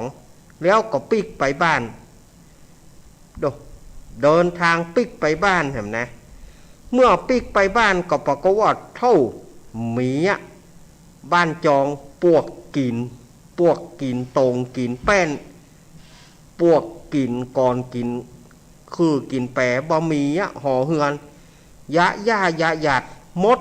ลึงเอาปวกมากินบ้านเฮาก็เฮาจากมา12 ปีก็เลยช่วยกันได้เงินได้ทองต่อแตะต้อมแต้มเอามาแปลงเริ่มแปลงแถมใหม่แล้วก็สมทานศีลรักษาศีลเมตตาภาวนาไปกรรมนั้นเข้าของก็เริ่มปีกมาได้เป็นเศรษฐีเป็นคำรบที่3ได้เป็นเศรษฐีเป็นคำรบที่3ศรัทธาญาติโยมเลยอันเนี้ยอาตมาว่าคนเฮาถ้าประมาทมีแล้วกินโบกกินบะมี10กิน100มี100กินปันตายศรัทธาญาติโยมอย่างสมัยบัดเดียวนี้เฮาจะว่าเปิ้นก็บ่ได้เพราะว่าของมันแปลงย่ำบ่กินบ่ประหยัดย่ำบัดเดียวมันประหยัดยากออกบ้านก่อนน้ำมอนการซื้อกินซื้ออย่างต่างๆก็มันแปลงไปละศรัทธาญาติโยมเฮยว่าอย่าได้ก็บ่จ้างว่าบ่กินก็ปากบ่อยากก็ใจบ่ดักก็ใส่บ่ใจก็เหี่ยวนะเปิ้นว่า ว่าจะได้ก็บ่เป็นอันนี้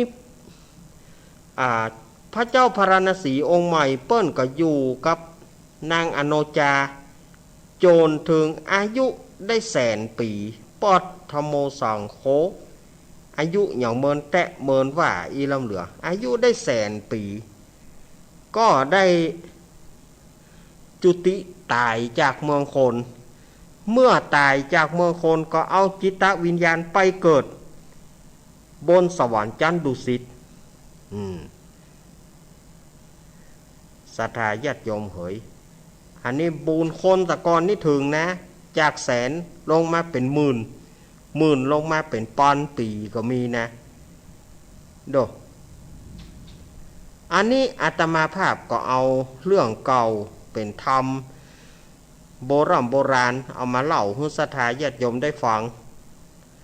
องค์สมเด็จพระสัมมาสัมพุทธเจ้าเปิ้นก็จักจาดมาว่าเปิ้นได้จักจาดเก่ามาแล้วก็เอามาเทียมยังจาดนี้เปิ้นก็บอกว่าภิกขเวดุราภิกขุทั้งหลายอ่านว่าโชติระเศรษฐีกับเมียเปิ้นนั้นนายจาดนี้ก็หากมาได้เป็นเศรษฐีอนาถาที่ไปขอพริกขอเกลือจากพระเนนในการบัดนี้ส่วนอันว่านางอโนจาแม่ห้างเศรษฐีก็ได้มาเป็นพระนางยโสธราพิมพางามแง่อันเป็นแม่เจ้าราหุลในการบัดนี้ศรัทธาญาติโยมว่าหันส่วนว่าพระเจ้าพระนศีที่ได้กินข้าวกุบงาจากเจ้าตุกตะก็หากได้มาเป็นพระอานนท์ในกาลบัดนี้ส่วนอันว่าพระเจ้าพระนศีองค์ใหม่เอวังโลกะนาโถก็บ่ใจไผหากมาได้เฮาตถาคตในกาลบัดนี้เมื่อจบพระสัทธรรมเทศนาบรรดาพุทธบริษัททั้งหลายร่างพ่องก็ได้ถึงธรรมวิเศษมีประเทศว่าโสดา สกิทาคาอนาคาอรหันต์ตามบุญสมภารที่เขาได้สร้างมาในอดีตชาติก็มีหั่นเลยนะมาถึงต้นนี้ทำมันก็จบสื่อนี่พอดีอาตมาว่าศรัทธาญาติโยมได้ฟังน้ำฟังธรรมวันนี้ก็ขอเฮ้อศรัทธาญาติโยมได้อยู่ดีมีสุขพ้นจากอุปัฏฐวะกังวลอันตรายเนออายุให้มันยืนยาวเนอศรัทธาญาติโยมวันนี้ปีพิสมัยเปิ้นลาเนอปีพิสมัยวิไรศักดิ์วันนี้เปิ้นลา1 อังคาร1 สัปดาห์เพราะว่าเปิ้นบ่ค่อยสบายเปิ้นแจ้งอาตมาแต่เจ้าละว่าวันนี้ปีขอลาเนอบ่ได้เหล่าเจียเนอเปิ้นลากิจเพราะว่าเปิ้นบ่สบายขออวยพรให้ปีพิสมัยหายจากโรคภัยไข้เจ็บบ่อยๆเนอเนาะได้มาเหล่าเจียสถานญาติโยมได้ฟังกันเนอตอนนี้ธรรมมันก็จบลงแล้วเนาะ เตสานาปริโยสาเนก็มีด้วยปากกาดังกล่าวมานี้แลนะนิธิตังขีญาสังวรณนาวิเศษจาห้องเหตุธรรมเตสนาเรื่องกาแล8 แล้งออกยอดตั้งแต่ต้นจนถึงปริโยสารตอนไปโดยปริยายหลายแลบ่เว้นแหวบทใดก็บังกรมสมเรสเดสาธุอ้าวศรัทธาญาติโยมสาธุชนต่างหลายทำจบลงเอามาแม่อุ้ยบางมาเกณฑ์กันเทศแม่ป้อมเมืองแก้วแม่มาลีนางสาวสายฝนกันทาส้มมาแม่บุญปอนอุบคำแม่คำอุบคำแม่สายบัวเมืองพานแม่สายพินต้งซ่านแม่บัวพัดต้นซ่านแม่สมพัดแม่ย่อยสันทรายยายพรร้องงัวแดงสันกำแพงเชียงใหม่แม่พรป่าเศร้าแม่อารีต้นเปาพี่สองสีพี่พิสมัยลุงนุยไอ้นึกมาทีมงานธรรมะใครเครียดมาไอพงป่าซางไอเอกผาเยามาเลยป้อสมศักดิ์แม่สีเพนแม่แสงล่า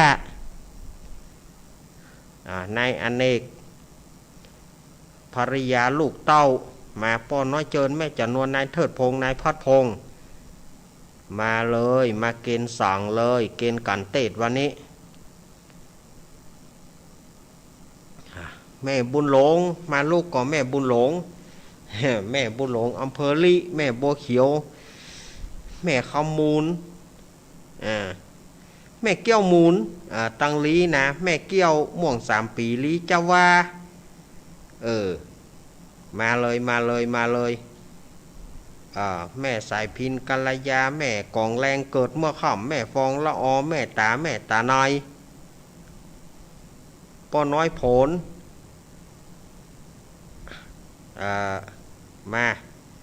มาเกณฑ์ให้หมดเลยแม่น้อมตาจ้างแม่สุเกี้ยวสอนศรีนุสรมาแม่สุเกี้ยวคำอ้วนแม่อุ้ยลาวงสายะแม่สุเกี้ยวเปละกัญญาเนี่ยแม่อุ้ยลาวงสายะ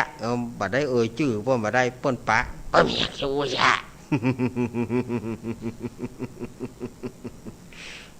เปิ้นใจกึกเฮายะแม่หมอล่าวังหม้อเนอะบ้านหม้อแม่หมอล่าเป็นลูกเกาบนนั่นนะบ้านหม้อบ้านโฮงมาแม่อ้อยบุญยวาดลำปางมาศรัทธาญาติโยมที่ฟังน้ำฟังธรรมกันแม่ขันเกี้ยวตะลุกมาแม่ขันเกี้ยวแม่แจมมาแม่เกี้ยวอวดพ่อบุญธรรมแม่ เกี่ยวอวดร่างพ่อบุญธรรมสังคำฟันแม่รัตนาสังคำฟันแม่จีรพันธ์โมป่อเย็นวิชาเถินแม่สีดาคนงามติบไปปะกันบนดอยพุทธศรีคีรีแม่เสียวสีดามาเลยแม่เสียวมามาเลยไผ่แม่จิรพันธ์มาเลยมาเกณฑ์เลยแม่แสงทองบ้านปางแม่แสงทองบ้านปางห่อขนมอยู่ก่ะ ห่อขนมอยู่ก่ะสวะอันขนมก่อน สวะขนมก่อนมาเกณฑ์ไผ่แถมบ่เว้นบ่ไว้ไผ่ป้อสะอิ่งแม่สาครพลกลางป้อสะอิ่งแม่สาครพลกลางมาป้อครูโสพลแม่ครูสายทองมาแม่พิทยาป้อกำจรแม่พิทยาร้านพิทยาเฟอร์นิเจอร์ป้อกำจรแม่พิทยาศรีสวัสดิ์เพนมาเลยป้อกำจรน่ะร้านพิทยาเฟอร์นิเจอร์มาเกณฑ์สองเลยเกณฑ์สองมาแม่หนูพิษเนี่ยแล้วก็ไผ่แท้ไหมพี่สาวกระดังงาพี่สาวบัวรองญาติสินธุมาเลยเนอะพี่สาวบัวรองแม่จานเรือนสายแม่เดือนเพนทีมวางแม่จานเรือนสายแม่เดือนเพนทีมวางแม่จานเรือนสายเปิ้นมาเกณฑ์กันทำเพื่ออาตมาเพื่ออาตมาจะได้โจกกับแม่จานพ่องเหาะนั่นหรออาตมาจะได้โจกกับแม่จานพ่องเหาะแม่จานมาเป็นตัวแทนเกณฑ์เนาะอาตมาอาตมาได้โจกหนุนบุญจ่วยพ่องกะ ลุงแนนเจิญลุงแนนเฮาปีศาสิธรป่ามีมาลูกสาวป้อหมอนี่ปีศาสิธรป่ามีพี่สาวของอาตมาอันนอกนั้นที่อาตมาบัดได้ชื่อมาเลยปักเกณฑ์กันปักเกณฑ์กันไปเลยที่อาตมาบัดได้ชื่อจะไปน้อยใจได้เกณฑ์เหมือนกันหมดไอ้นึกมาหรือยังไอ้นึกสมนึกบุญทาวง สมนึกบุญทาวงมาสมนึกมาสมนึกลุกมาด้อยได้กะมาได้จะได้เนาะสมนึกเนาะมาเลยtức là cả tiêuปีก tức là cả tiêuปีก บอขออุทิศบุญนี้ไปถึงตู้ลุงเกี้ยวธรรมดาอาตมาภาพก็ขออุทิศบุญนี้ให้แก่แม่วิไลกันทวงศ์ซึ่งเป็นน้าของอาตมาซึ่งตายด้วยเสียชีวิตด้วยอุบัติเหตุ ตกต้นลำไยตายก็ชาปนกิจไปแต่ว่าอาตมาก็ขอเอาบุญนี้ให้แม่วิไลเนอะแม่วิไลกันทวงศ์วิจิตวิญญาณไปสลามคำกาที่ไหนขอแม่วิไลมารับผลบุญกุศลนี้ขอให้แม่วิไลได้รับของกินของทานแล้วก็เอาตนตัวไปเกิดสวงสวรรค์จันฟ้าเนอะแม่วิไลเนอะ เอาปอนเนอะเดิกมาติกละหันเอาปอนเนาะยะถาวาริวหาปุราปริปุเรนติสาครังเอวะเมวะอิโตทินังเปตานังอุปคปติอิชิตังปฏิตังตุมหังคิปะเมวะสมิสตุสัพเปปุเรนตุสังกปาจันโทปนารโสยถามณีโชติรโสยถาอายัญจะโหทักกินาตินาสังกามิสุปฏิทิตาติการตังหิตายสถานะโสปกปติโสยติธรรมโมจายังนิทัสสิโตเปตนะปุจจาจักตาอุลาลาปรัญจปิขูนามโนปฏินังตุมเหปุญญปัสสุตานะปกันติสัพพิติโยมิวัจันตุสัพพโรโกวินัสตุมาเตปวัตวันตารโยสุกิติกายุโกปวะภิวาทนาสีสนิจังอุทาปัจจายโนจตารโรธรรมวัฏันติอายุวโนสุขังพระลังก็ยังมีคำอ้ายก็ยังไม่ได้เกณฑ์เตื้อหัน คำอ้ายแล้วก็แม่โสมแม่โสมโสมงามนั่นน่ะแม่อุ้ยโสมวิภักษ์แม่โสมเนียมมโนแม่จันโสมมณีจักรแม่ปราณีมณีจรป่อน้อยบุญปานมโนครแม่พลอยสุริยะโอ้จัดหลายอยู่เนี่ยที่บ่ได้เกณฑ์ตะกี้แม่พันป่าโบงฝาง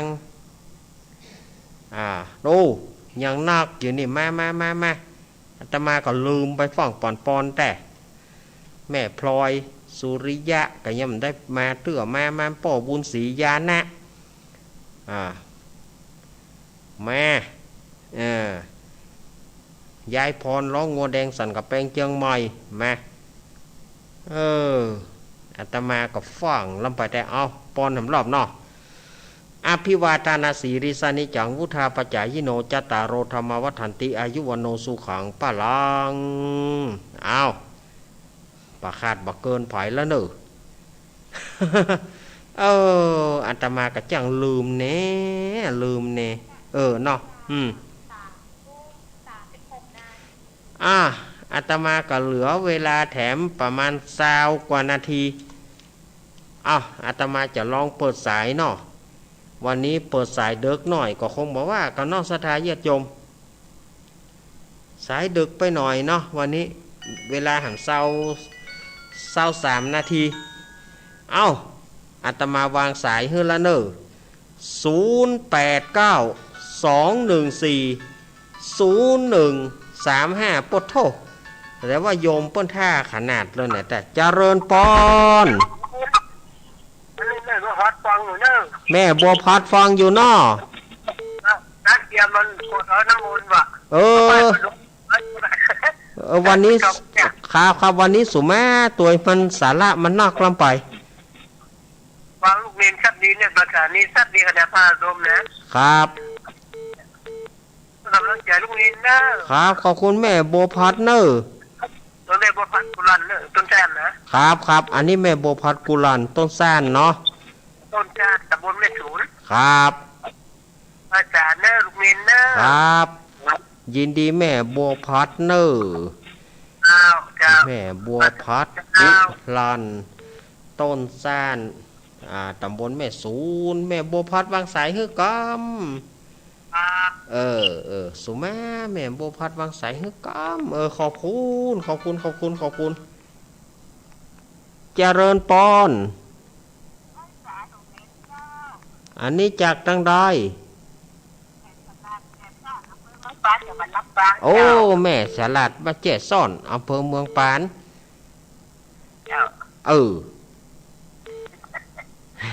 หยังชัดเจนนี่นะเจ้าชัดเจนห่อข้าวนมหยังห่อข้าวนมจักเจ้าวันยังไงวันนั้นจะชอบตุลุงแก้วนะพอหันเน้นกับหันนะมันเป็นวันที่น้าประสบอุบัติเหตุพอดีน้าตกต้นลำไยขึ้นลำไยขึ้นฟันลำไยแล้วก็ย่อมวิทย์วันนั้นพอดีแม่เอ๋ยเลยไปได้เปยคนได้กระถามกับลุงเน้นมาหันเนาะแน่กะว่าไปได้เปยสักคำมันถึงบ่มีแก่จิตแก่ใจอย่างนั้นล่ะนะตายถึงคนนะมันต้องมีแก่จิตแก่ใจสุมาอภัยเนอะแม่เนอะยินดีแม่เนอะแม่ฉลาดแจ้ซ่อนแม่ฉลาดแจ้โซ่ปนไปกันอนุโมทนาเนอะปนไปงานตุลุงเกี้ยวเนาะแม่วางสายให้จิมกะเจริญปอนแม่เพนรายงานเด้อครับบอกน่ะที่ว่าบอกวันแม่อำนวยน่ะถูกมาลาเนาะในวิธีถูกมาลาที่อยู่วันเมืองฝางน่ะครับเป็น2 ตาร างเมตรก็เด้อ2 ตารางเมตรกะเอากระบันค่าน้ำก็ไฟ200 ถึง 800เด้อเอาเปิ้นไปเป็นยังแก้ข่าวได้เอาจื้อเปิ้นไปเอาอันที่ว่าที่ว่าเจ๊งเจ๊งแล้วครับจ่ายมาว่าก่อนเนาะครับฮะบ่เกิดอะไรหยังที่ว่าเกินตารางเมตรอีกอ่ะป้อบุญทาเนาะป้อบุญทาวันนั้นสีน้ำร่องนี่แหละเกิงป้อบุญทาวันนั้นสีเกิงตารางเมตรไม่หวงมันกับบุญเลยแล้วนั่นก็100 บาทเองอ่ะอันนั้นก็เอามาเปาะกันเหียเอามาเปาะกันเหียถูกต้องไม่บอกว่าถูกต้องครับตารางเมตรโพสต์นั่นน่ะก็ได้จะเอามาเปาะที่ไหนที่เปิ้นบริจาควันนั้นเขาก็เอานั่นเปาะเหียให้มันได้ให้มันครบกองสุแม่เนอะครับครับครับเปิ้นฮับ2 ตารางเมตรไปบอกเปิ้นเกิงตารางเมตรเนี่ยเนาะสังขารคือความไม่แน่นอนสัญญาไม่แน่นอน0892140135เจริญปอน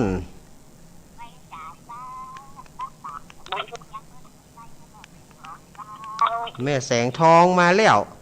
เจ้าอย่างชัดเจนดีเนอะเจ้าแม่แสงทองนี่ถึงแน่นอนได้กะเจ้ากำลังใจในเจ้าเลยกำลังใจโพนโต๊ะก่อนเนี่ยจิกกี้ตกน้อยเดียวเจ้าน้อยเดียวตกจิ๊กเนาะบ่มีละตกน้อยเดียวห่อขนมยังแม่แสงทองขนมจ๊อกเจ้าขนมจ๊อกจ๊อกใส่มาเป้าเจ้าเนาะเจ้ายินดีอีแม่เนอะจำขวาไว้บูเลยเจ้าผูกเป็นการหันเอาตัวเจ้ายินดีอีแม่เนอะเจ้าไว้จ่าเจ้าแม่ตั้งใจนะเจ้าสาธุ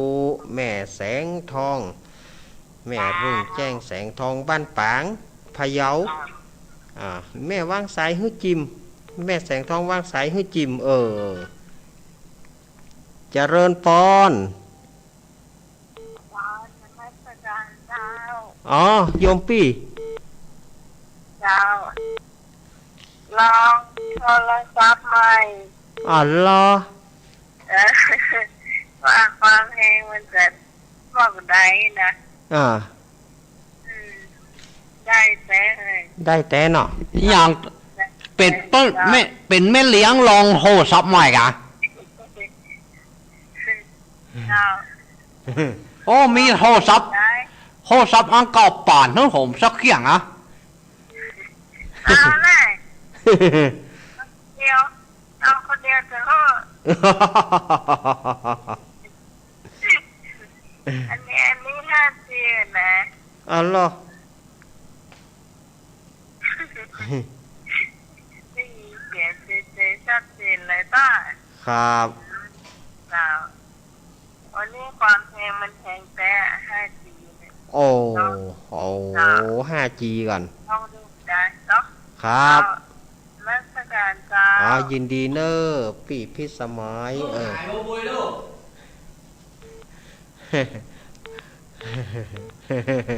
ห้วุ้ยเนอะให้วุ้ยเนอะครับอีกเจริญปอนกลับมาฉาเนอะเน้นแม่สุเกี้ยวศิลาพรเนอะมาแล้วแม่สุเกี้ยวศิลาพรเจ้ามาแล้วเจ้าได้ฟังเด่นวันนี้นี่ฉละน้ำมนต์มอฟังธรรมเนาะครับเจ้าการหน้าก็เอาน้ำมนต์การหน้าก็เอาเนาะเพราะวันนี้มันสาระมันเต็มแล้วไปเจ้าฟังอยู่นั่นเน้นเนอะผมบ้านทองกระตุกนะตะกี้เนาะตะกี้ตกกะเมื่อคืนตะกี้แล้วประเดี๋ยวนี้ก็ยังนี่เจ้ายังแล้วเนาะเจ้าจุ่มเย็นแล้วเด้อจุ่มเย็นแล้วเนาะเจ้ากลับไว้สาธุแน่สาธุเจ้าวันนั้นเป็นว่าหน้ากะหน้าอย่าแล้วมันชุกละโหนกับ ภาษานี่เพิ่นเลยเสียเหตุว่าแต่ เพราะว่าอันเพิ่นเสียตะวาเหีย เจ้า บ้านหิมบ้านเขาอมอนนั่นนะจ้ะหิมฮะกะจะข้ามไป2-3หลัง เจ้าห้อง2-3หลังนั่นน่ะเจ้ามันมาฮู้กันเนาะมันครับมันชุกละฮุกแม่เหยมันชุกละฮุกกันมันหลายอย่างแม่เหยเจ้าเอายินดีแม่เนออายุพวกเขา68แล้วกะ65โอ้เจ้า65พอดีเนาะก็เพื่อจะมาหม้ออ้อนนะเนาะครับเจ้ากลับไว้ซะนั่นเองเด้อยินดีเนอแม่สุเกี้ยวสอนศรีนุสรกระเดียวแม่สุเกี้ยวปุ้นจะมาละแม่สุเกี้ยวสารปีเจริญพรไว้ซะเจ้าแม่น้อยบ้านตาโทกตำบลจุงผายอำเภอเมืองลำปางแม่น้อยบ้านตาโทกจุงผายลำปางฟังบุญญาวาสที่เฮาป้ากันว่าสีสองเมียงมันก็แม่ว่าสีสองเมียงแม่ไปหาเน้นน่ะกะที่ปะกันท่านนะแต่บัดได้อู้กันดีเจ้าเดี๋ยวอู้ดีให้แล้วเนาะดีแล้วแม่น้อยห่อขนมอย่างแม่น้อยห่อข้าวต้มเจ้าข้าวต้มเนาะเจ้าข้าวต้มกล้วยนะเจ้าข้าวต้มกล้วยแม่เอาข้าวต้มกล้วยวันนี้ละเสียดายแต่ใกล้กันมาให้เนาะใกล้กันมาให้เนาะจะไปเอี่ยวกำล้อมาเอวในท่านเม้นวันตาโถกนี่เนาะเจ้ามาเอวแม่น้อยเนอะแม่อยู่คนเดียวนะเน้นน่าถ้ามีโอกาสนะจะไปซ้อหาเนาะมาซ้อหาแม่เนอะครับเอายินดีแม่เนอะยินดีแม่น้อยเนอะแม่เป็นกำลังใจเนอะเอายินดีเนอะจ้าไว้สาเจ้ายินดีเนอะแม่น้อยสุขสบายมีน้อยแม่น้อยตาโถกมาละแม่น้อยสุขสบายมาดูตั้งห้องหาอ้าวโอ้โหอย่างได้นะ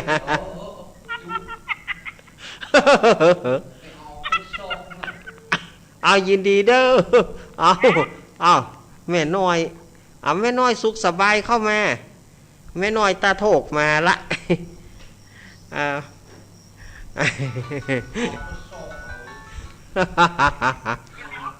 เจริญพรว่าจะเจ้าเอาลุงเน้นอีแม่บุญหลงเจ้าว่าจะเจ้าแม่บุญหลงเฮามาละแม่เฮามาละว่าเจ้าลุงเน้นบ่ลืมเสียงแล้วจ้ะบ่ลืมอย่างแม่ไผไปลืมแม่เฮาได้ก็กดแต่ก็ว่ามันได้ไปเดียวกดได้ไปเดียวเนาะเจ้านะเมื่อคืนมันต้องทำใจหน่อยแม่เฮ้ยเจ้าเมื่อคืนนี่มันต้องทำใจหน่อยมันถึงอีทหน่อยเพราะเขามันนั้นเพราะว่าลู่กันจะคืนนี่อันเจ้าเทศออกบ่อนลูกนี่นะแจ๊ไหนวันจันทร์นะลูกนี่เทศของลูกนี่นะวันจันทร์แต่คืนนี่เป็นท่านมหาเสาเกี้ยวอย่าไม่ใช่รู้งานหนูจะเอาเทศลูกนี่ออกจ๊ะใหญ่ยังใหญ่กว่าไม่ได้โฉมเดียวว่าออกแล้วถือว่าเป็นลูกเอาเทศอันนะเพราะว่าแต่คืนนี่มันเพียไอ้เหยาพวกผีเบาลูกเน้นนอนตั้งแต่เจ้าละแต่คืนนี่นะเอาเทปออกนะอันยินดีอีแม่เนอว่าลูกแม่ว่าลูกเน้นมันจันว่าออกเลยนะเป็นก็เอาเทปรับดีฝันดีเนอะแม่เนอจ้าอยู่ดีเนออยู่ดีมีสุขเนออีแม่หลงอีแม่บุญหลงปุ้นอันนี้ไอ้เนี่ยก็บ้านบวกอำเภอลีเจริญพรข้าพเจ้าท่านจันยันละแม่พลอยเจ้าแม่พลอยสุริยะมาแล้วไทยเสียก็เจ้านอกนะก็ว่าน้าอย่า เขาจะได้ความเสียใจด้วยนะอาจารย์นะ ตกไปขึ้นลำไยแล้วก็ตกอายุเท่าไรหาเจ้า65เจ้าไม่พอนะ2,500เนาะเจ้าก็แม่นนะกะ2,500นี่แม่นนะเพื่อนไปละน่ากะ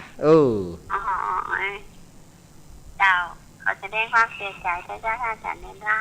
บ่เป็นยังเนอะแม่พลอยเนอะเจ้าไม่ค่อยชัดเจนเลยครับเอาไว้ถ้าไปปลายเดือนจะเดือนไม่ค่อยจะโทรหาหลังไหมครับจะมีธุระหน่อยอย่าได้ก็ก้อยว่ากันเนาะแม่พลอยเนาะยินดีเนอะยินดีเนอะแม่พลอยสุริยะเนี่ยสีถ้อยเนอะสีถ้อยอำเภอฝางจังหวัดเชียงใหม่เจริญปอนจากที่ไหนมาแล้วแม่สุเกี้ยวสีโพธารามแม่สุเกี้ยวคำอ้วนเนาะมาแล้วฟังครับ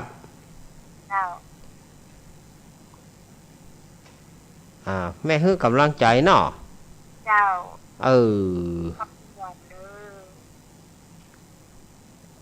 ยินดีแม่สุเกี้ยวเนอะยินดีแม่สุเกี้ยวเนอะอันนี้ก็แหมสุเกี้ยวหนึ่งแม่สุเกี้ยวนี่อยู่สระปีเนอะแม่สุเกี้ยวคำอ้วนสระปีมาพี่ซองสีมาเนอะพี่ซองสีลองโทรมาพ่องเหรอดักปิ้งน่ะเจริญปอนจากไฟฟ้าเจ้าแม่บัวเขียวเนอะแม่บัวเขียวบ้านวังดินเจ้าตะกี้ได้ยินท่านชื่อถึงอยู่ ได้ยินอยู่อันยินดีมากๆเนอะที่ชื่อถึงยายแน่น่ากะอยู่เน็ตต้องกระเจ้าแล้วเนี่ยดิกมาได้บ่ได้เต้นเนาะวันตอนสักเตี้ยเอาจนได้เอาจนได้บ่เจ้าเมื่อคืนนี้มันต้องงานเมื่อคืนนี้ต้องทำใจหน่อยนะเจ้าวันนี้เตรียมอย่างละจะไปวาดแบบถูกครับเจ้ากำลังใจท่านเนอะยินดีแม่บัวเขียวเนอะแม่บัวเขียวบ้านวังดินอำเภอลีแม่แก้วมูล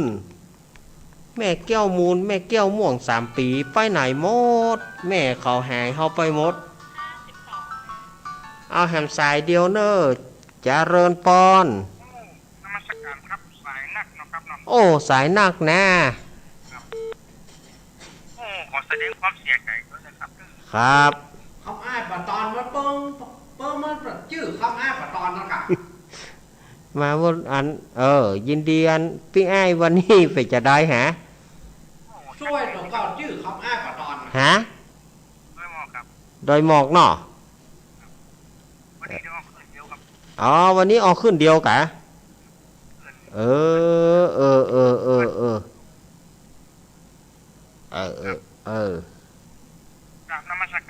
ยินดีเนอะพี่อ้ายทรงศักดิ์วิพักเนี่ยพี่พักแฮมซ้ายหนึ่งไหนป้นบุญมานี่หยุ่นแล้วเจริญปอนแม่สีทอนเจ้าติดรถไปท่าห้องเตือมันน่ะได้นะติดรุดเนาะเจ้าต้องมาสายที่3ล่ะ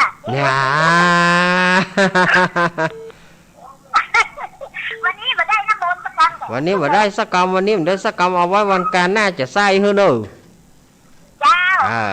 ขอดีเนอะวันนี้นะครับเจ้าไหว้สาเจ้าครับเอาละสาธาญาติโยมเหยอาตมาก็คงจะขอพักได้เนอะเพราะว่าเวลามันจ้วนจ้ำมาละเวลาเหลือน้อยเดียวเจริญปอนแม่ฟองแม่กองแรงเกิดเมื่อค่ำ อ้าวยินดียินดีแม่กองแรงเนอะ เจ้า โอ้ เจ้าไอ้สารเจ้า อ้าวอ้าวอันนี้เวลาอาตมาหมดแต่ละอาตมาขอสุมาอภัยเนอะ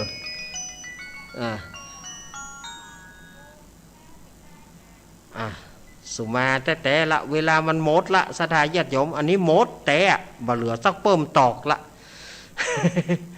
อาตมาจะต้องนำรายการอำลาจากสถานญาติโยมไปก่อนเนอะพรุ่งนี้ขอให้สถานญาติโยมสนุกกับการทำบุญสุนทานบุญใดญาติโยมไปทำบุญขอให้บุญนั้นกลับคืนสนองต่อญาติโยมทำบุญเต้าใดก็ขอให้ได้เต้าอันญาติโยมจะไปทำบุญที่ไหนอาตมาก็ขออนุโมทนาบุญกับสถานญาติโยมตัวสุขได้ล้ำทำได้เลิศปอนได้ประเสริฐจงบังเกิดแก่สถานญาติโยมทั้งหลายจบจากรายการอาตมาแล้วก็เป็นรายการสารธรรมกับเสียงเพลงดำเนินรายการโดยลุงแหนนลำดับต่อไปวันนี้ก็ศรัทธาญาติโยมเฮาก่อนจะรับจะนอนไหว้พระนพธรรมเหียกรรมแล้วก็พอตรวจตราเหียเนอแจ่เข้าแจ่น้ำไว้เหียบ่ได้แจ่เข้ากับวันพุกก็บ่ได้นึ่งกัน พอฟืนพอไฟอย่างตัวเนาะก็ด้วยความปรารถนาดีจากรายการธรรมะเพื่อชุมชนโดยตนตัวอาตมาภาพสำเร็จรักปัญโยนันท์ก็ขอดำเนินเอาลาจากศรัทธาญาติโยมไปก่อนไว้วันอังคารหน้าก้อยปะกันใหม่วันการหน้าไปช่วงของต้นพรรษาเนาะอาตมาก็จะได้เอาอย่างสาระต่างๆมาเล่ามามาจากลำดับต่อไปวันนี้ขอให้ศรัทธาญาติโยมโชคดีเหมือนกันจุปูจุโคนเนอร์อาภิวาตานาสีริสานิจังวุธาปจายโนจาตารโรธรรมวัฏันติอายุวโนสุขังพลัง